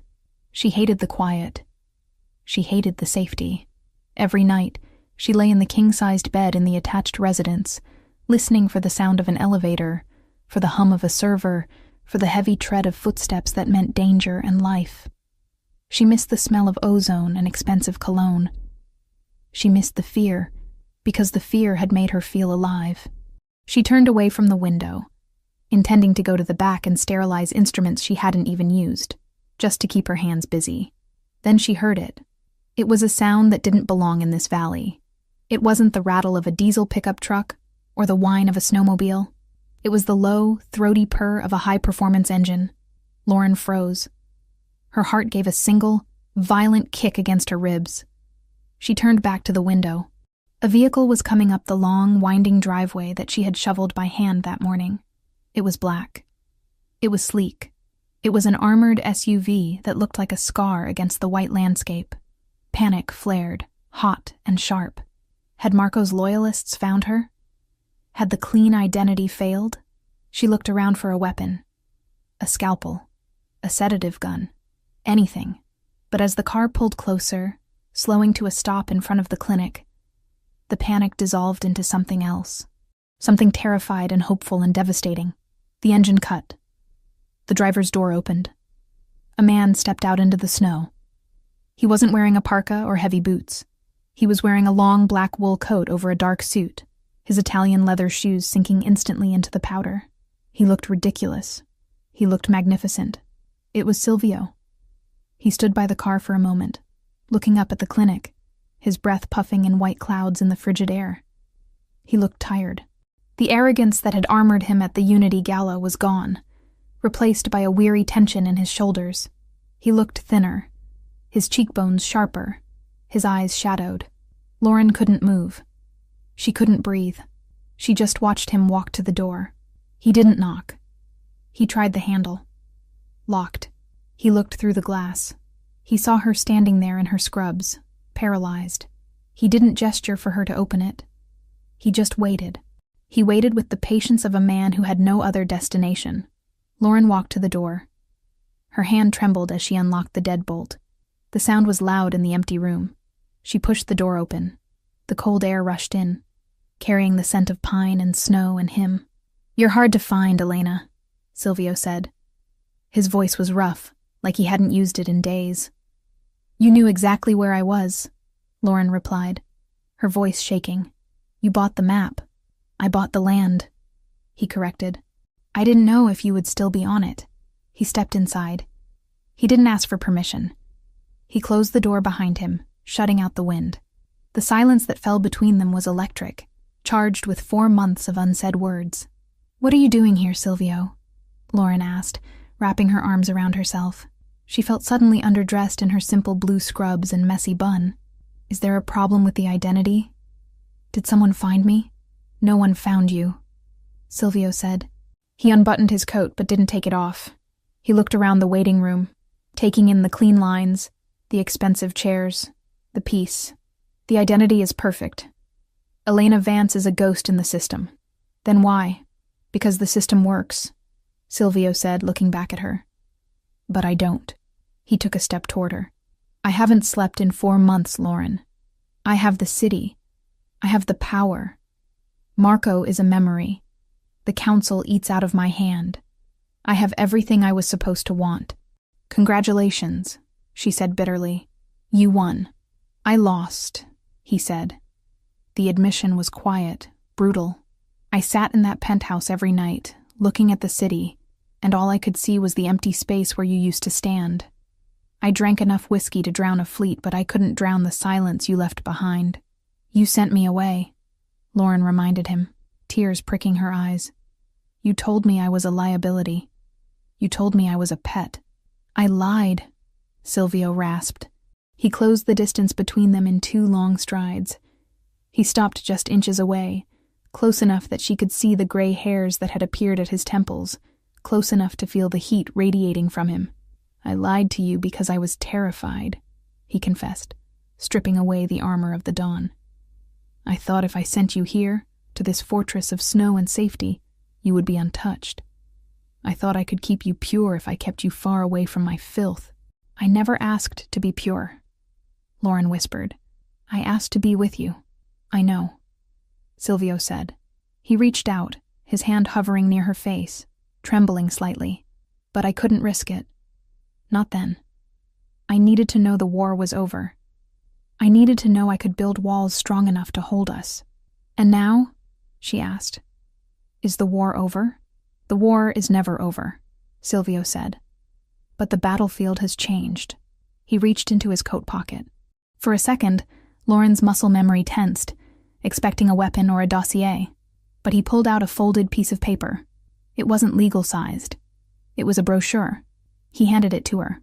Lauren opened it. It was a prospectus for the Richetti Foundation. "What is this?" she asked. "It's the future," Silvio said. "Over the last 4 months, I have liquidated the drug routes. I sold the gambling dens to the Russians. I cut the ties with the cartels. It cost me half my fortune and nearly a mutiny. But it is done."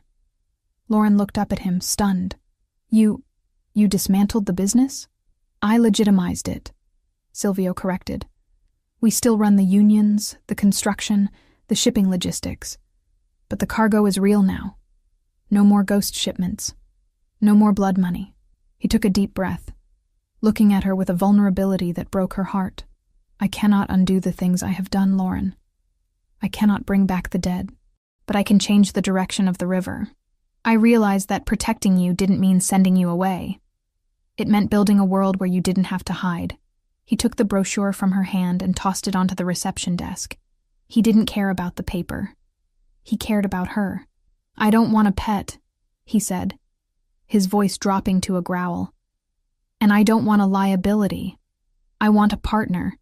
I want someone who can look at a spreadsheet and see the lies. I want someone who can stand in a room full of sharks in a burgundy dress and make them afraid to bleed." He reached out and finally touched her.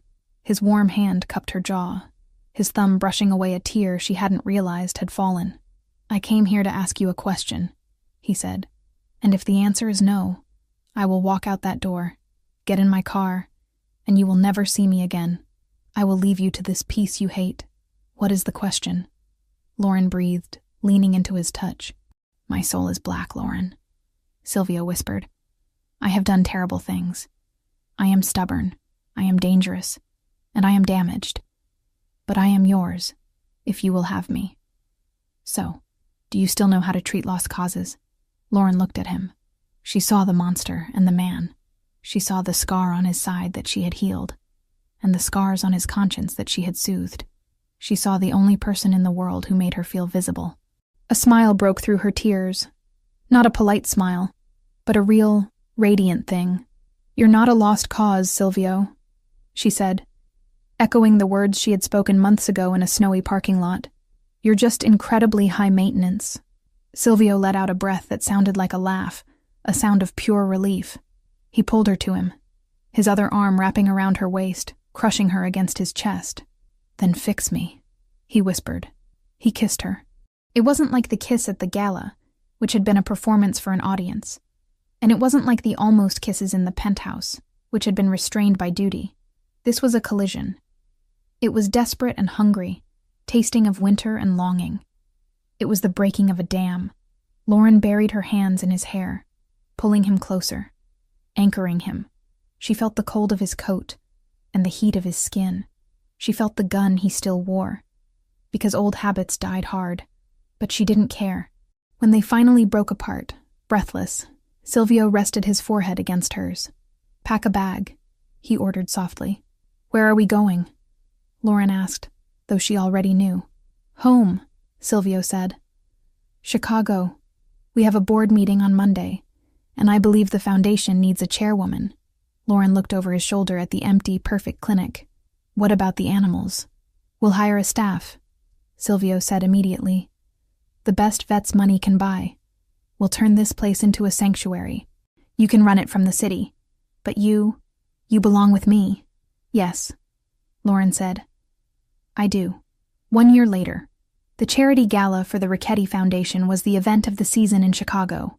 The ballroom of the Palmer House was packed with the city's elite. Mayors, senators, philanthropists. The air smelled of expensive perfume and fresh lilies.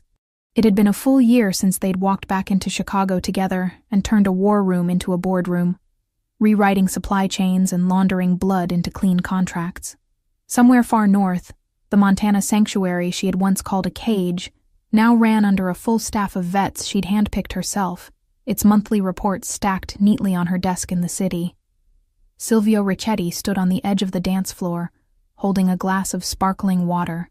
He wore a tuxedo, but the tension that used to define his posture was gone. He still looked dangerous. That would never fade. But the edge was sharper, cleaner. He wasn't a mob boss hiding in plain sight anymore. He was a tycoon who had rewritten the rules of the game. He wasn't watching the crowd. He was watching his wife. Lauren stood near the center of the room, speaking to the governor. She wasn't wearing burgundy tonight. She was wearing emerald green velvet, a gown that draped elegantly over her changing shape. She was 6 months pregnant. One hand rested unconsciously on the swell of her stomach as she laughed at something the governor said. She looked radiant, powerful. She held court not with fear, but with a charisma that drew people in. Enzo, now the head of legitimate security for the corporation, stepped up beside Silvio. The perimeter is clear, boss, Enzo said quietly. No threats, just donors. Good, Silvio said, not taking his eyes off Lauren. Let's keep it that way. Lauren looked up, sensing his gaze. She excused herself from the governor and walked toward him. The crowd parted for her, respectful and admiring. You look tired, Silvio said as she reached him, his hand immediately going to her waist to support her. My feet ache, she admitted, leaning into him. And your son is using my bladder as a trampoline. Silvio smiled, a genuine expression that reached his eyes. He placed his large hand over hers on her stomach. He has my energy, Silvio said. He has your stubbornness, Lauren corrected. He refused to move for the ultrasound tech for 20 minutes. He knows what he wants, Silvio said proudly. He's a Richetti. He's a Cole, Lauren countered, which means he's going to be smart enough to stay out of trouble. We can hope. Silvio murmured. He kissed her temple. Are you happy, Lauren? Lauren looked out at the room. She saw the faces of people they had helped through the foundation. She saw the legitimate empire they had built from the ashes of the old one. She thought of the nursery waiting in the penthouse. Painted soft yellow, far away from the darkness of the past. She looked up at her husband, the man who had crashed into her house and stolen her life, only to give her a bigger one in return. I'm not just happy, she whispered. I'm home. Silvio tightened his arm around her. Come, let's go. You need to rest. The speeches aren't over, she protested weakly. I'm the chairman, Silvio said, with a grin that was all wolf. I say the speeches are over. He guided her toward the exit, ignoring the disappointed looks of the guests who wanted more of their time. They walked out of the ballroom, past the security, and into the cool Chicago night. The car was waiting. Not an armored escape vehicle, but a family car with a car seat base already installed in the back. As Silvio opened the door for her, Lauren paused. She looked at the city skyline, glittering against the dark. It was a jungle, yes, but she wasn't prey anymore. She was the lioness walking beside the lion. She got into the car. Silvio closed the door, solid and safe, and walked around to the driver's side. He got in, started the engine, and took her hand across the console. Ready? He asked. Lauren squeezed his hand. Drive. And as they merged into the traffic, leaving the ghosts of the past behind them, the future stretched out ahead, wide open, dangerous, and beautiful.